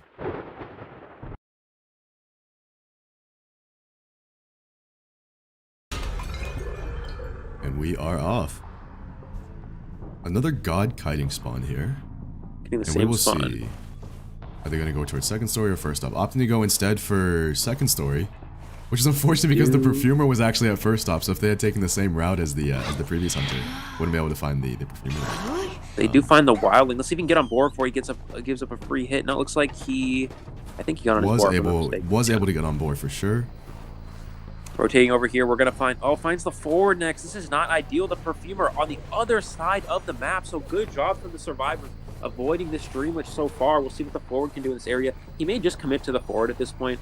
You have no idea where the Perfumer is right now. Exactly. And it looks like, yeah, he's just going to go for the Forward. Most likely it's going to be the play here. Going to use up some of that football to transition towards these pallets here. We'll see what the hunter can do. Gonna go ahead and use a patroller early on here. If you're the survivor team here, you need to force the Dream Witch to use 2 patrollers to down you. You really never want to put yourself in a position where you give them a free hit and they only have to use 1 patroller, because then that buys so much less time for your team. And a good job from the forward, making them use multiple patrollers. We're gonna see the forward throw it on this pallet. Vault this for a pallet boost. Get that speed boost up there. The slide. Yeah, and he's going to get over towards this area. These 2 pallets, you can kind of look for a while. This is a very strong kiting area. Great job by the forward to transitional kite. There's the patroller. Can he get the pallet down? Oh, no. Does get the patroller to latch onto his leg. And now the Dream Witch is going to be attempting to get a hit here. Let's see if the forward can make it to this next pallet and vault it in time. I don't think it's going to matter. I don't think he will, nope. Good down by the Dream Witch here. And a pretty good rotation from the survivors. They have 2 Cypher machines almost primed. They were able to pop 1. The Mercenary Cypher about 80% of the way done. Unfortunately, Wildling Cypher only about 20% of the way done there. That's going to be very difficult for the survivors. And again, this is what we were talking about. The slow decoding in the early game. Kind of coming back to hurt them a little bit here, but we'll see how they can combat this situation.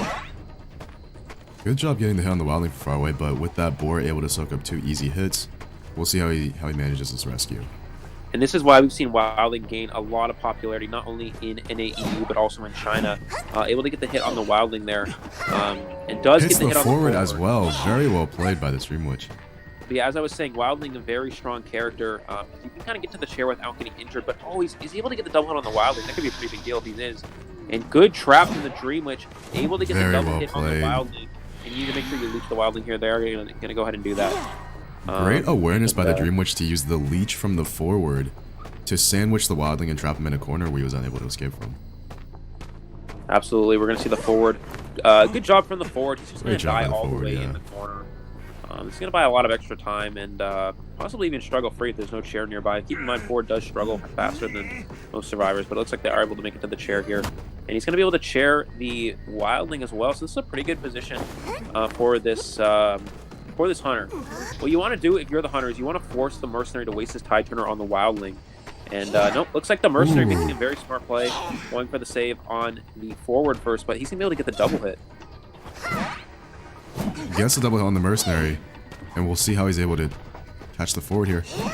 Oh, narrowly misses the basic attack on the forward. And now turning this into just a sandwiching simp situation. Gets the hit on the forward. Very, very well played by this Dream Witch. And the Mercenary is still going to go down.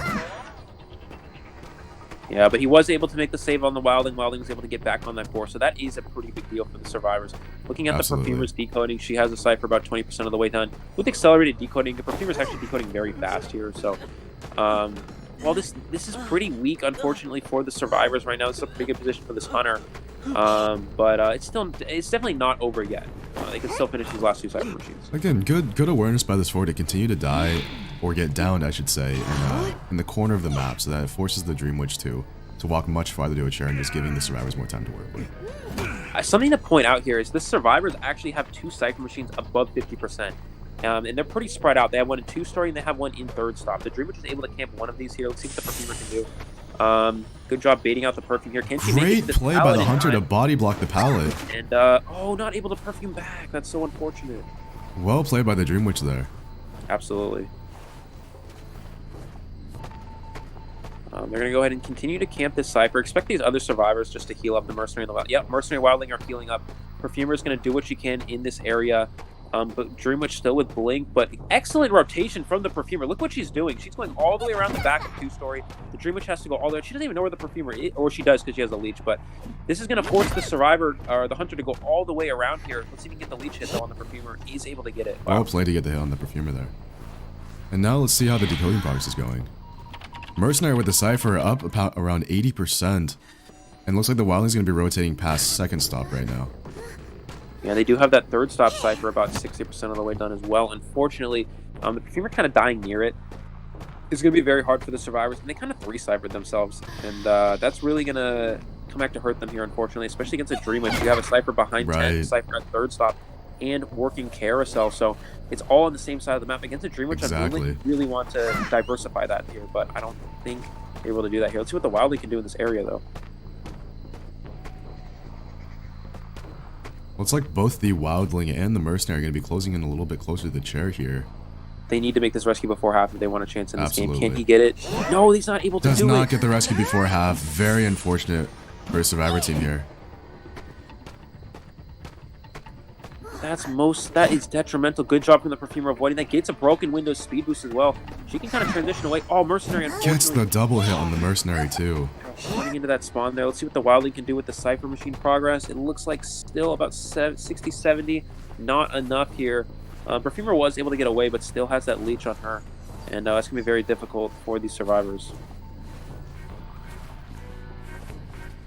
Going to see the Dream Witch. Again, the survivor's just dying in the corner. There's no chair nearby, so we'll see if the Dream Witch can actually make it to a chair with this Mercenary. Keep in mind, a lot of these survivors have been on chair already. And with if the Wildling can get one push off here, the survivor could potentially struggle, but I don't think he's close enough. Yeah, it doesn't look like it, unfortunately. Looks like the Wild is going to go back to decoding that Cypher up. It has it to around 60% currently. And we'll see how these survivors are able to manage the Cypher as well as attempting for the rescue. With the Perfumer and the Wildling both... Oh, switches to Abnormal to reduce the Cypher progress. A good decision considering that the Mercenary is on chair. Ideally, you don't want to switch to Abnormal unless you have somebody downed or on chair. So a good decision by the Dream Witch there to reduce the Cypher progress. We're going to see, it looks like one of these survivors, maybe the Wildling is... No, they can't really go for a rescue here is the problem. They're both half health, it's just very dangerous. Yeah, this is looking like a 4-person elimination. Now, something to keep in mind is switching to Abnormal makes the Dream Witch's chase a lot weaker. So these survivors have a lot better chance of actually kiting them out here. Looks like Wildling just kind of pressuring here, giving maybe the Perfumer some time to go decode. But yeah, it looks like she's not going to be able to get much progress done, unfortunately, on the Cypher. And this is looking very, very strong for the Dream Witch here. Most likely going to Perfume back here, and does. Good patience by the Dream Witch to wait out that Perfume. And now, there's going to be attempting to get this Perfumer down. Gets the speed boost, able to transition to an additional set of pallets. However, kiting directly towards the Cypher that they're trying to prime. So again, this Dream Witch... What a mind game by the Dream Witch! Predicting that the Perfumer would vault the pallet. And gets the Terror Shock. Able to get the hit on the Perfumer. Perfumer still self-heal available, but if you're the Dream Witch, all you have to do is leech this Perfumer. Leave the leech on top of the Perfumer. When the Perfumer self-heals, the leech will be able to re-down the Perfumer. So we're going to see the Spawn Follower continue after the Wildling here. Going to go ahead and take the slide, and we'll see what the Wildling can do. Does he have his boar back? Yeah, looks like he is able to do that here.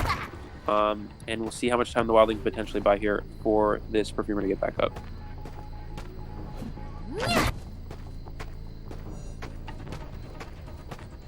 Although the Wildling is on board, I mean, there's not really much the survivors can do in terms of getting these ciphers done. The Abnormal switch plus the pressure that the Dream Witch is able to put on the ciphers with the leeches is just making it impossible for them to make any progress in this game. So at this point, it's just a slow ending where the Dream Witch is going to attempt to whittle these survivors down one by one. Absolutely. We're going to see the Perfumer. Good job from the Perfumer not... oh, no, she's going to go around. Okay, she's going to get to this pallet. She's going to avoid all hits so far. And this is exactly what I was talking about earlier, where this Dream Witch doesn't really have any chase potential, besides just kind of just a Hellenber at this point once you switch to that Abnormal. So basically, a glorified Hellenber. Yeah, so it's a lot harder for them to actually get it down on a survivor. You see that kind of coming into play here. We're going to kind of force them to trap in the Perfumer. That's the only way you can really get it down, especially because you can tell this Perfumer has very good kiting skills. They've been able to avoid any sort of free hit so far, and making the Dream Witch work for this. And now you'll see the Dream Witch attempting to sandwich this Perfumer here and trap her between a couple leeches. The Spawn Follower still there, able to put pressure onto this Perfumer. And gets the hit at the window ledge. Very, very lucrative hit there from the Dream Witch. We're going to see the Wildling attempt to remove that leech. It looks like he's going to be able to get it off here. So does succeed. Dream Witch has a general idea of where he is. He knows he's probably still in that 2-story area, but I'm not entirely sure if he's able... Oh, it looks like he was able to catch onto the trail, though. All you have to do is down this Wildling here, and this will be a 4-person elimination for this Dream Witch. Going to go ahead and leech him. Most likely going to drop the leech at the bottom of the 2-story area, I think is what they're going to do here. Yeah, they're going to drop it at the... Oh, no, they messed up. I think they tried to drop it at the bottom. Unfortunately, it spawned dropped it on the top of the ledge. Yeah. And Wildling back on the board. Here we go again. Running into the Spawn Follower, however, good hit on the board here. But of course, without that blink, due to the Abnormal switch, it's going to be tough for the Dream Witch to catch this Wildling. Basically just has to wait out the boar. Yeah. And If you're the wildling, your only real option here is try to kite out until the perfumer bleeds out, or potentially go back for the self heal on the perfumer. But If you can make it to the wildling, roller coaster, but I mean that's going to be very, very difficult to do. he's gonna take the hit and try to get on the roller coaster. Oh, I think he got stuck there, unfortunately. He did, and that's slightly. To get it down, yeah. Just slightly got stuck there. 4-person elimination for the Sus Hunter here. That is going to be 5 points for Sus, giving them the lead after the first round here with a final score of 6-3. Excellent gameplay from both sides. Incredible gameplay from both hunters. I mean, you never really see Soul Weaver play at the skill level that Fafa played at. And this Dreamwitch as well, being able to play on a very difficult Dreamwitch map, able to get a 4-person elimination is very impressive. A tough map, and also not necessarily the best rotational start at the beginning as well, and yet still able to come out with the format, just showing the power of this character and the skill level of the hunter that's using it. Yeah, I mean, again, not finding the perfumer first. It bought the survivors some time, but again, we were talking about this earlier, the slow decoding from the heavy rescuers. They were able to get down to that one cipher machine, but then only 4 ciphers remaining. I mean, the forward did I'm not gonna lie, the forward did a very good kite in the early game. They bought a lot of time, but they were only really able to pop 1.5-ish ciphers because of the slow decoding. So that really was unfortunate there. It's not just the abnormal that's stopping the cipher pressure as well. It's also the fact that all the ciphers were on one side of the map, which enabled the Dreamwitch to be able to camp them so much easier, as opposed to on a big map, it'd be a lot more punishing if the ciphers were spread out. What the survivors could have done in that situation is left that 2-story or I think it was, I don't know if it was 2-story, but one other cipher machine on the other side of the map. Leave that cipher machine primed, and then try to pressure these other 3 ciphers, so you really diversify the map. And it also mind games the Dreamwitch a little bit as well. For sure. So to make them think they have more time than they actually do. But unfortunately, the survivors opting to pop it, and they were able to, the Dreamwitch was able to pressure all 3 ciphers at the same time. Yeah, and we're gonna get set up for the next match here. Gonna put the points up for you guys, and we'll see you in a bit.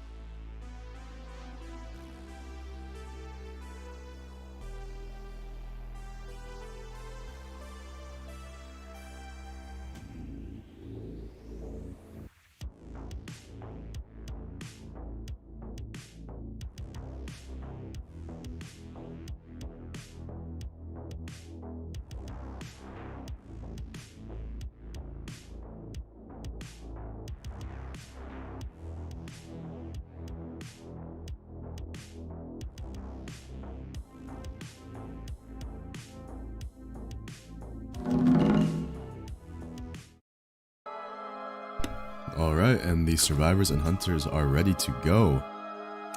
Kicking it off on Sacred Heart Hospital is the map that has been chosen. Interesting pick. In my opinion, a pretty survivor-sided map, but we'll see what happens. This was the map selection for CCC as they opted to go for Sacred Heart Hospital. We're gonna see. Looks like Sus opting to go ahead and hunt first in this round. We're gonna see most likely the Feaster ban from the survivors here, opting to block Dream Witch. I know Rect. Oh, that's interesting because I know Rect is a Feaster Bonbon player, so I don't think he plays Dream Witch. If I'm pretty sure. I'm not entirely sure, but as far as I know, no Dream Witch from Rect. So we're gonna see the Dream Witch. I guess the survivors just kind of playing it safe. Maybe they didn't know what hunters this person plays, and they're just trying to eliminate the strongest option, from the hunter. Mech and Priestess ban, very justified for this map specifically. But does that give us a clue as to what hunter Rect might be playing here? It's most likely Bonbon. If you're playing Feaster, you really want to ban that Mercenary. Feaster has very good camp for cutting off rescuers from a distance. And as a Mercenary, you can simply elbow pad past the Feaster and make it to the chair for the rescue. Even if you do hit the Mercenary from a distance, it's very hard. You can't stuff the rescue. You can still double hit them, but it's a lot harder to actually stuff that save. So with the Mechanic and Priestess getting banned, we will most likely see a Bonbon. If it was to be Feaster, I would expect something along the lines of Priestess Mercenary or Mechanic Mercenary, but we'll have to see, though. I believe this was the same comp that they went with for the first game. Yeah. This is interesting. This is actually so this is something to point out, is this is a very, very strong comp for Sacred Heart Hospital, and the reason why is how this works is you have 3 rescuers that you really don't want to chase as a hunter and a Perfumer. And inside Hospital, Perfumer is a very, very strong fighter. Incredibly you can loop Hospital for 5 ciphers easily. I mean, it's so easy. You run upstairs, you perfume the top of the hole, the hunter has to wait for the perfume to disappear, then they drop down, you run upstairs again, drop a perfume, and you just do it over and over and over. And the hunter can really never catch you for long periods of time. So it's going to be, and then on top of that, forward, wildling, mercenary, you really don't want to chase any of those as a hunter. So you're kind of forced to chase the Perfumer in Hospital, and we'll see how the survivors can go about that with the Steam Pump. Looks like Rect was hovering over Ripper, and now Feaster locks in the choice as Feaster. Looks like it is the Feaster, so not scared of the Mercenary, which is interesting. Personally, I'm a Feaster main myself when I play Hunter rank. I do opt to ban Mechanic more often than not, but Mercenary's always been the second option, but I guess he really doesn't want to risk any sort of looping option with that Priestess. But the survivor's saying, if you're going to ban Priestess, I'm going to combat that with Perfumer. And maybe it's not quite as strong because you can't assist your teammates, but still a very, very strong fighter within Sacred Heart Hospital. Exactly. In terms of the strongest kiters in the game on the survivor side, for Hospital, Priestess and Perfumer are 2 at the very top. So a pretty solid choice. I think Perfumer is definitely a lot more viable on this map than the last one. And we'll see if it works out for them here. Yeah, and we're going to actually expect the Perfumer and the Forward will most likely carry Broken Windows. You have 2 very strong rescuers. Besides the Perfumer, the Forward is the other chase option here for the Hunter. So expect Broken Windows from this Forward, and expect Broken Windows from this Perfumer as well. And Wildling is also actually a very strong rescuer against Feaster, because how Feaster works is they want to cut off the rescuer from a distance, get the hit with attack recovery, and then tentacle the rescuer as they reach the chair from a distance. But if you're the Wildling and you get hit from a distance, your boar absorbs the hit, and there's no chance of you getting stuffed. Exactly. Gonna see the Feaster spawn behind Ruins here. Immediately gonna rotate, I think, straight to the Hospital. Sees the Wildling to the left, and finds the Perfumer immediately. That is such an unlucky spawn for these survivors here, unfortunately, finding the Perfumer early on. Let's see if the Perfumer can rotate. Good rotation from the Perfumer, avoiding line of sight from this Feaster. Does have a perfume, potentially will allow her to transition into Hospital, see what the Feaster will do. Most likely going to tentacle off this stairway here. No, just going for the hit. And early perfume there, unfortunately, for the Perfumer. Let's see if she can drop down. Oh, good. Oh, no, she goes back. Great patience by this Feaster to wait out the Perfume, and should be able to get a free hit here, and does. That's insane. That's unfortunate. If the Perfumer kept running, I think she would have been fine, actually, but... I thought she would have dropped down the hole and just kept on going. Yeah, I thought so, too. I'm surprised. She actually perfumes the top of the stairs, then goes down. So we saw that come into play here. Let's see if he can get a play by the Feaster to skip past. Will he be able to get the Perfumer? No, nearly gets the Terror Shock on the window, but such a smart play from the Feaster to predict where the Perfumer is going to transitional kite towards. Let's see if this tentacle can hit. It's going to be close. He's kind of just trapping her in here. There's not much you can do as a perfumer, unfortunately. And there is the down. Looking at the decoding progress here. Oh, Mercenary Cypher just been started. Wildling's about 50. And forward, kind of in the football away here. This is a good start for this Hunter. Again, the survivors were in a position where if the perfumer was able to get into hospital early game. Oh, forward's going for the stun. Can he hit this? No! Wow, what a play by the Feaster to get the hit on the forward. Incredible patience. And maybe running a Giant Claw build, perhaps, if he's able to let the perfumer struggle for that long. Yeah, I would actually expect that to be the case. A lot of Feasters will do that, where they run Giant Claw. We're going to see the forward just football away to avoid this tentacle. They run Giant Claw, and the reason for that is Feaster is the best basement camping hunter in the game. Absolutely. Yeah, so what you do is you bring Giant Claw. If you down the survivor anywhere even near basement, you just carry them all the way to basement, and they can't struggle for you. Good job by this Feaster to pressure the forward so much to the point of where he barely has no football left at all. We'll see how he camps this chair. Gonna be an after rescue if they even decide to rescue. Yeah, and again, this comes back to the idea of the unlucky spawn, right? The perfumer spawn right next to the hunter. If the perfumer, you saw the mercenary spawn in hospital. Perfumer spawns in hospital. This is a completely different game. Absolutely.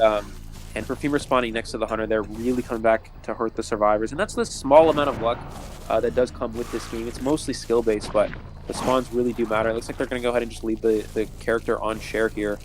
Good job from the Wildling taking the attention of this hunter here. And this is still not a bad position for the survivors.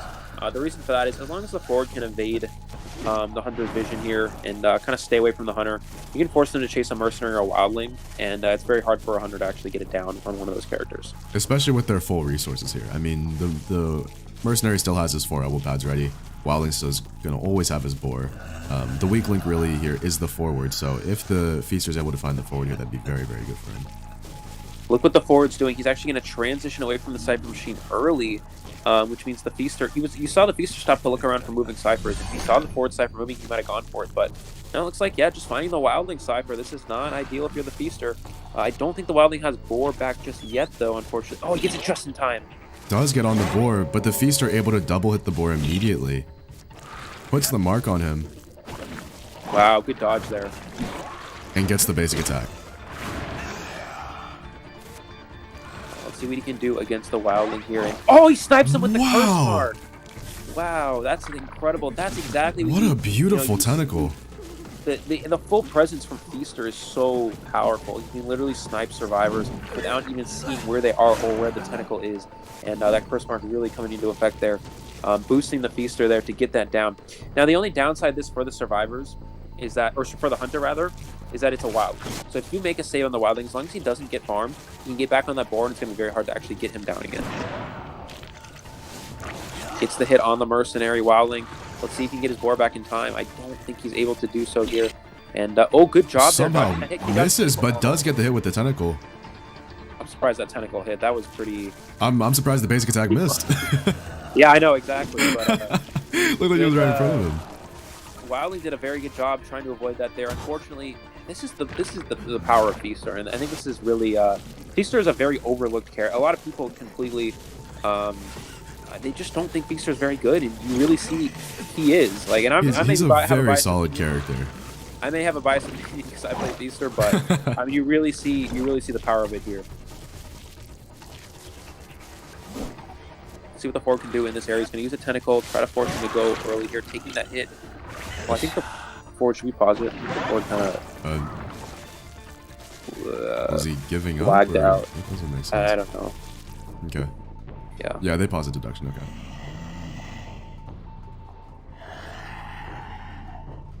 Let me check what's going on. Yeah, pop into the VCC if you can see. Yeah. One second. We'll be back with you guys in a bit. Hold on.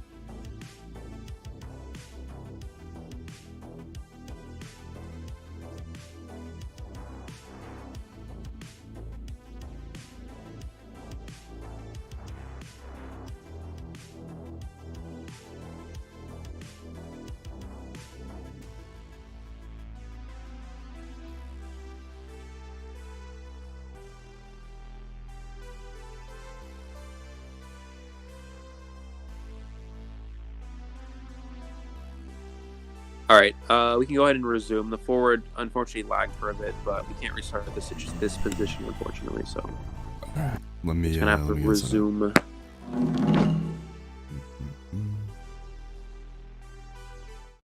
Yeah, unfortunate for the forward that it'll lag out, but like Eli said, in this specific position, we're not really able to restart the deduction. So Yeah, just too far into the match, unfortunately. Right. So. Are they gonna let us know when they're ready? I don't want to continue. Yeah, we know we can restart. We can start We now. can. They're back. All right, so Yeah. we're gonna continue the deduction. Let's go. All right, so we're going to see the Feaster chase the Mercenary in hospital. We'll see how much time the Mercenary can buy here before the self-heal. There's not much chance for the survivors. You're looking at the decoding progress. Well, they actually have two ciphers of three ciphers above 50%, but it's going to be very difficult here. We're going to see what the Feaster opts to go for. I think he lost the Mercenary, actually. I think he did, yeah. I think the Merc vaulted in Birdcage and then transitioned outside of hospital and he just didn't notice. So we're gonna see what the Mercenary can do here. He's gonna use these tentacles to try to find the location, and it still is pointing to the forward. So, good job from the Mercenary staying out of range there. We'll see if he uses another tentacle. I think this is gonna point to the Mercenary. Yep, and he's gonna be able to most likely find the Mercenary here. He does see the Mercenary, and the survivors know where the hatch is. But the problem is that the especially with the Feaster having peepers as well. I mean, slugging is just gonna be so simple for him. Yeah, especially as a Feaster. Feaster can literally just find every survivor. I mean, you can use this tentacles, points in the direction of the closest survivor. He's going to be able to get the hit on the Mercenary. Mercenary's going to go down. He's going to go back for the forward, back for the Mercenary, and this is most likely a 4-person elimination for this hunter.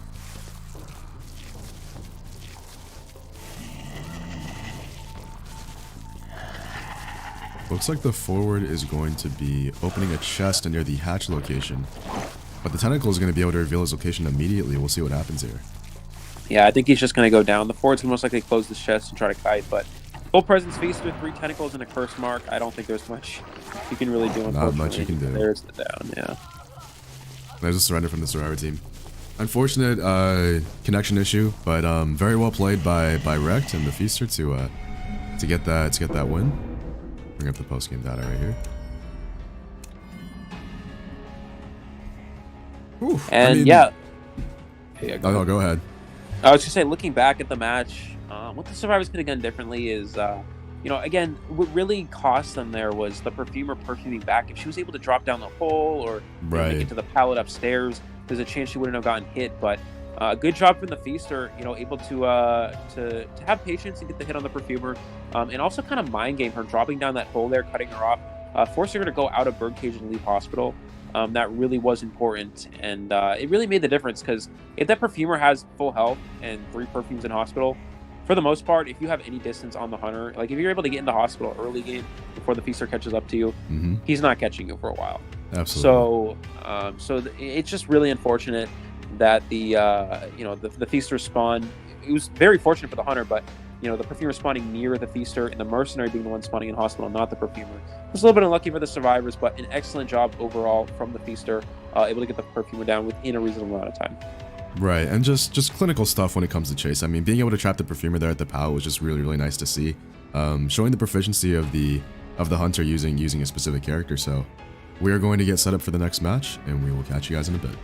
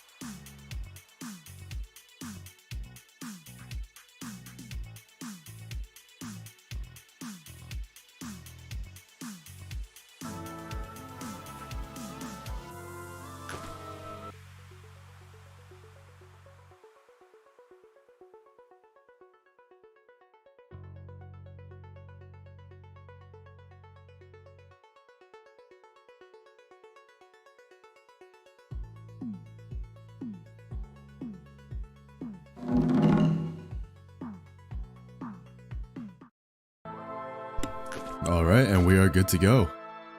Coming up on the next round, obviously going to be back on Sacred Heart Hospital. And we're going to see how Sus's Survivor Squad can do against CCC's Hunter here. And it looks like we're actually going to have a new Hunter for CCC, so we're going to have a substitute. I'm actually not sure. I've never seen this Hunter play before, so I'm actually not sure. I'm not sure who this is what either. they play.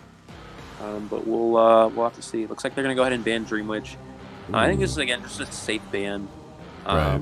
You know, I'm sure the survivors don't know what this Hunter plays either. So, again, this is sort of a mystery for all of us here. So we'll have to see.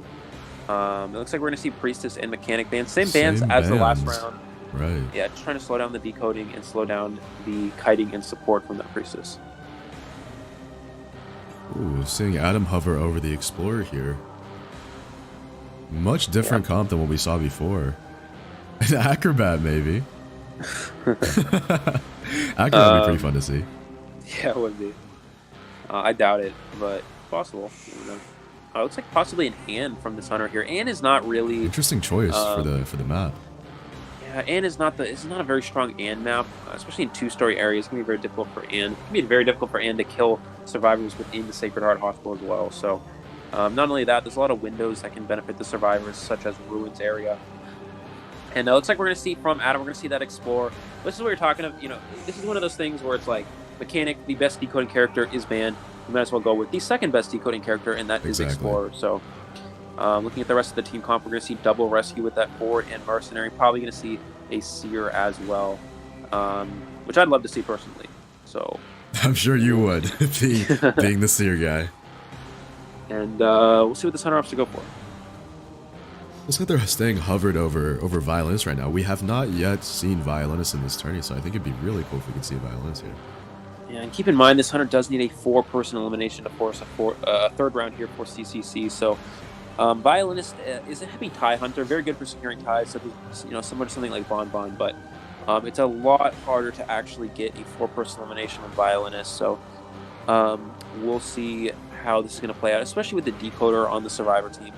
The decoding isn't too bad. Seer decodes at regular speed. Explorer has that increase, can increase the decoding speed with those password pages. And you have those two rescuers. So we'll see if they actually opt to go for that Violinist here.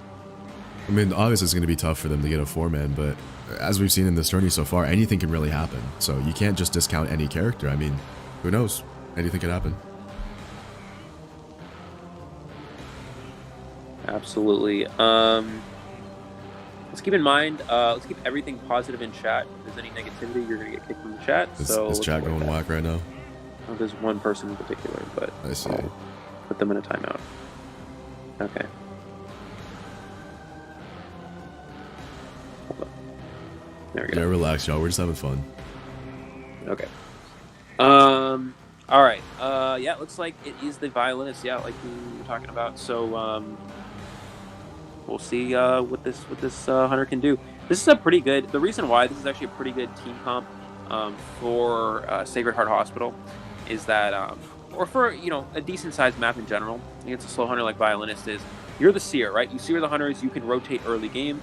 The Explorer can hide, so you're really forced to chase something like a Forward if you're able to avoid the vision as a Seer. So what the survivors are going to do here is the Seer is most likely going to take the hospital area. The Explorer is going to hide. And the other two rescuers are just going to decode regular Cypher machines. So you're really forced to chase a survivor in hospital, which is not ideal for a Hunter. Oh, it looks like he's going to be running directly towards the Explorer here.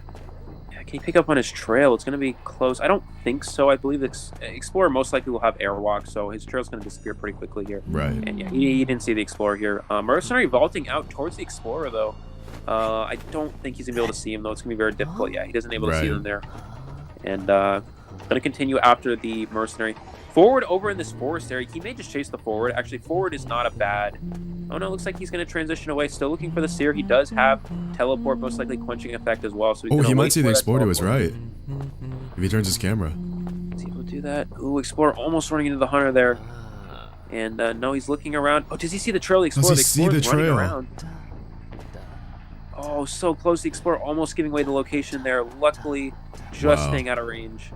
And looks like he is able to lock onto the Seer. This is the exact target you want to see. And unfortunately, Seer caught kind of a rough area. Shack is not the best kiting area in the world. So You really want to be in hospital if you're the Seer here. So interesting that they had the Seer go to Shack. Maybe to try to, maybe they thought the Seer could kite in this area. We'll have to see what they can do against this Violinist. And the Ford with the Cypher Machine already to 60%. Very good rotations to start off this game for the Survivor team. Yeah, absolutely. He's going to camp this pallet and does get the pallet stun there. Great patience by the Seer here. Throw down the second pot as well. Can he land this first note? And, oh, so close. Just wow, barely. good juke by the Seer. It looks like, yeah, we are seeing that fast pallet breaking speed. This is going to be an up-down Violinist build, most likely, with detention. And, oh, he's going to teleport. Did he find the Explorer? He did. He did, wow. And he gets the hit with the note. What a play by the Vio. This is exactly the situation you saw in the TVC game where he waited for that password page to get picked up by the Explorer and immediately teleported after the Explorer there. There's no pallet in Shack. This Explorer is probably going to go down in a few seconds here. There's really nothing he can do. Able to avoid that note here. We're going to most likely see the Owl get used. There it is. He's going to hit it for presence, but the Explorer is slowed down quite a bit here with those notes. So we'll see how quickly the Violence can get the down. One Cypher Machine already down. Most likely going to see another one get popped here. And there's nothing the Explorer can do here. He's most likely going to go down at this pallet. And there is the down. Great, excellent job from the Violence. You did see an incredible rotation from the Survivors in the early game, buying a lot of time. But a quick down on the Explorer, really shifting the favor maybe back into the Violinist. This is exactly what he needed if he wants a chance in this match. The Cypher are still going fairly strong for the Survivor team here. And we're going to see how this Merc manages the rescue. I'm actually surprised they're going for a save at all. I mean, they only need one Survivor out to win the round. So going for a rescue here is risky. If the Violinist somehow manages to stuff this Mercenary, it could come back to hurt them. Good job dodging the note there. We're going to see him come in for the save. Can he make it before half, Can he body block? Oh, the Violinist. And he gets the Terror Shock on the Merc. What a play. There's the full presence. Gets hit. Both of them hit. Hits both of them at once. What a fantastic play. Just like Eli predicted. Going for a rescue there before half, very, very risky concerning the specifications of this tourney. They would only really need one person out to secure the win. Absolutely, and it's really, you see it's going to be difficult. We have the Ford coming in to harass here. Wow. Let's see what he can do. There's the Ford going for the stun. Is he able to get it? No, he doesn't get the stun. Misses the stun and gets the free hit on the forward. Is he going to try another stun here? I think he might, yep. He's going for it, and does get it. Good stun by the forward. The Explorer is able to make it to this pallet. Maybe there's a chance of a rebound kite with the Ford harassing. And he's going to just teleport after the last Cypher Machine here. Yeah, unfortunately the Violinist trying to hit the forward there instead of actually just going for a, instead of just dropping the Explorer. And the Ford taking advantage by using that 360 play. Let's see if he can get the full presence. No, he's not going to use it there. He's just going to go ahead and try to get the down. Looks like the Survivors are going to opt to heal up here. What a fantastic note to hit the Seer. Excellent snipe. These have been incredible notes from the Violinist so far in this match. Looks like both of these Survivors are healing up the forward here. And now I think the forward's going to be going for the rescue. We do see the Ford coming in for the save here. Probably still Tide Turner available for this Ford. Yeah, he does have it. Let's see what the Violinist can do. Oh, he goes for an early note. This is a little risky because now you don't have the note to actually camp with on chair. They started a new Cypher Machine about 7% of the way down. Forward's going for a stun. Can he get it? What wow, a nice beautiful stun by the forward here. Great usage of space. And is he going to be able to hit the Seer? The Seer jukes the note. There's the full but presence. Gets hit by the full presence ability. Yeah. And looking at the decoding progress, the Cypher's only 30% of the way done. The Violinist still has a potential chance his teleport will be online for the end game. We'll see if the Survivors opt to go for a save. They most likely won't. I really expect the Survivors to simply just focus on decoding. Yeah, right. They don't need a win. They need one person out yet again. If they pop the Cypher Machine, they will most likely win this round. But they're going for a save. The forward's still going for it. Now keep in mind the Violinist does have teleport available in the event of pressuring the Cypher. He's going to hold this note here, wait for the Violinist to... No, he's not going to go. He's going to go and teleport back. And they pop the Cypher. Wow. Good pop by the Survivor team here, but there are no more pallets here because of the earlier kites. He's going to go down instantly, unfortunately. There's nothing you can really do, though, as a Survivor. And he's going to force the attack recovery, which is plus a few extra seconds. No teleport available for this Hunter. We'll see if the Survivors are pressuring the gates. Looks like Mercenary is opening. that shack exit gate here, which means they are gonna. This will be at least one survivor out. The mercenary is guaranteed out at this point, and the forward shortly behind as well. And it looks like the seer may be trying to go for the dungeon, but does he know where it is? That was the question.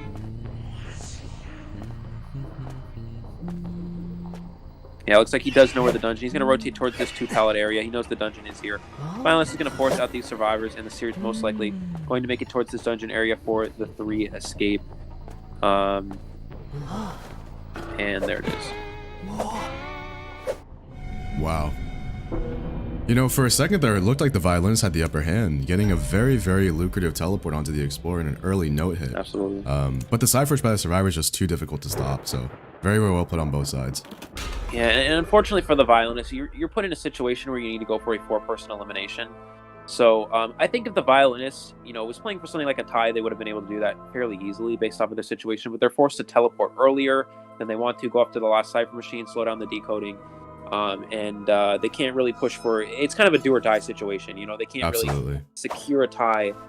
Which again, I think if it was the circumstances were different, they would have been able to do so. But unfortunately, having to go a lot more aggressive, and it's unfavorable position for the Violinist, and it's unlikely that it works out. But you kind of don't have a choice at that point. Yeah, and with that, those are all the matches for today. GG's to Sus and CCC, as well as Vendetta and TVC for playing. And with that, Sus and Vendetta are going to be moving on to the playoff rounds. Well, technically, playoffs are until the end of the season, but well, right, but but they got a win on their record. They're getting closer and closer. And yeah, we will be back next week, right? Yes. Yep. Next week, Saturday. With more gameplay. Division A again, we'll be playing on Saturday. Division B will be on Sunday. And yeah, thank you guys for tuning in. Appreciate it. Yeah, thank you guys so much for the support and for showing up today. Hope to see you guys soon. GG, solid team today.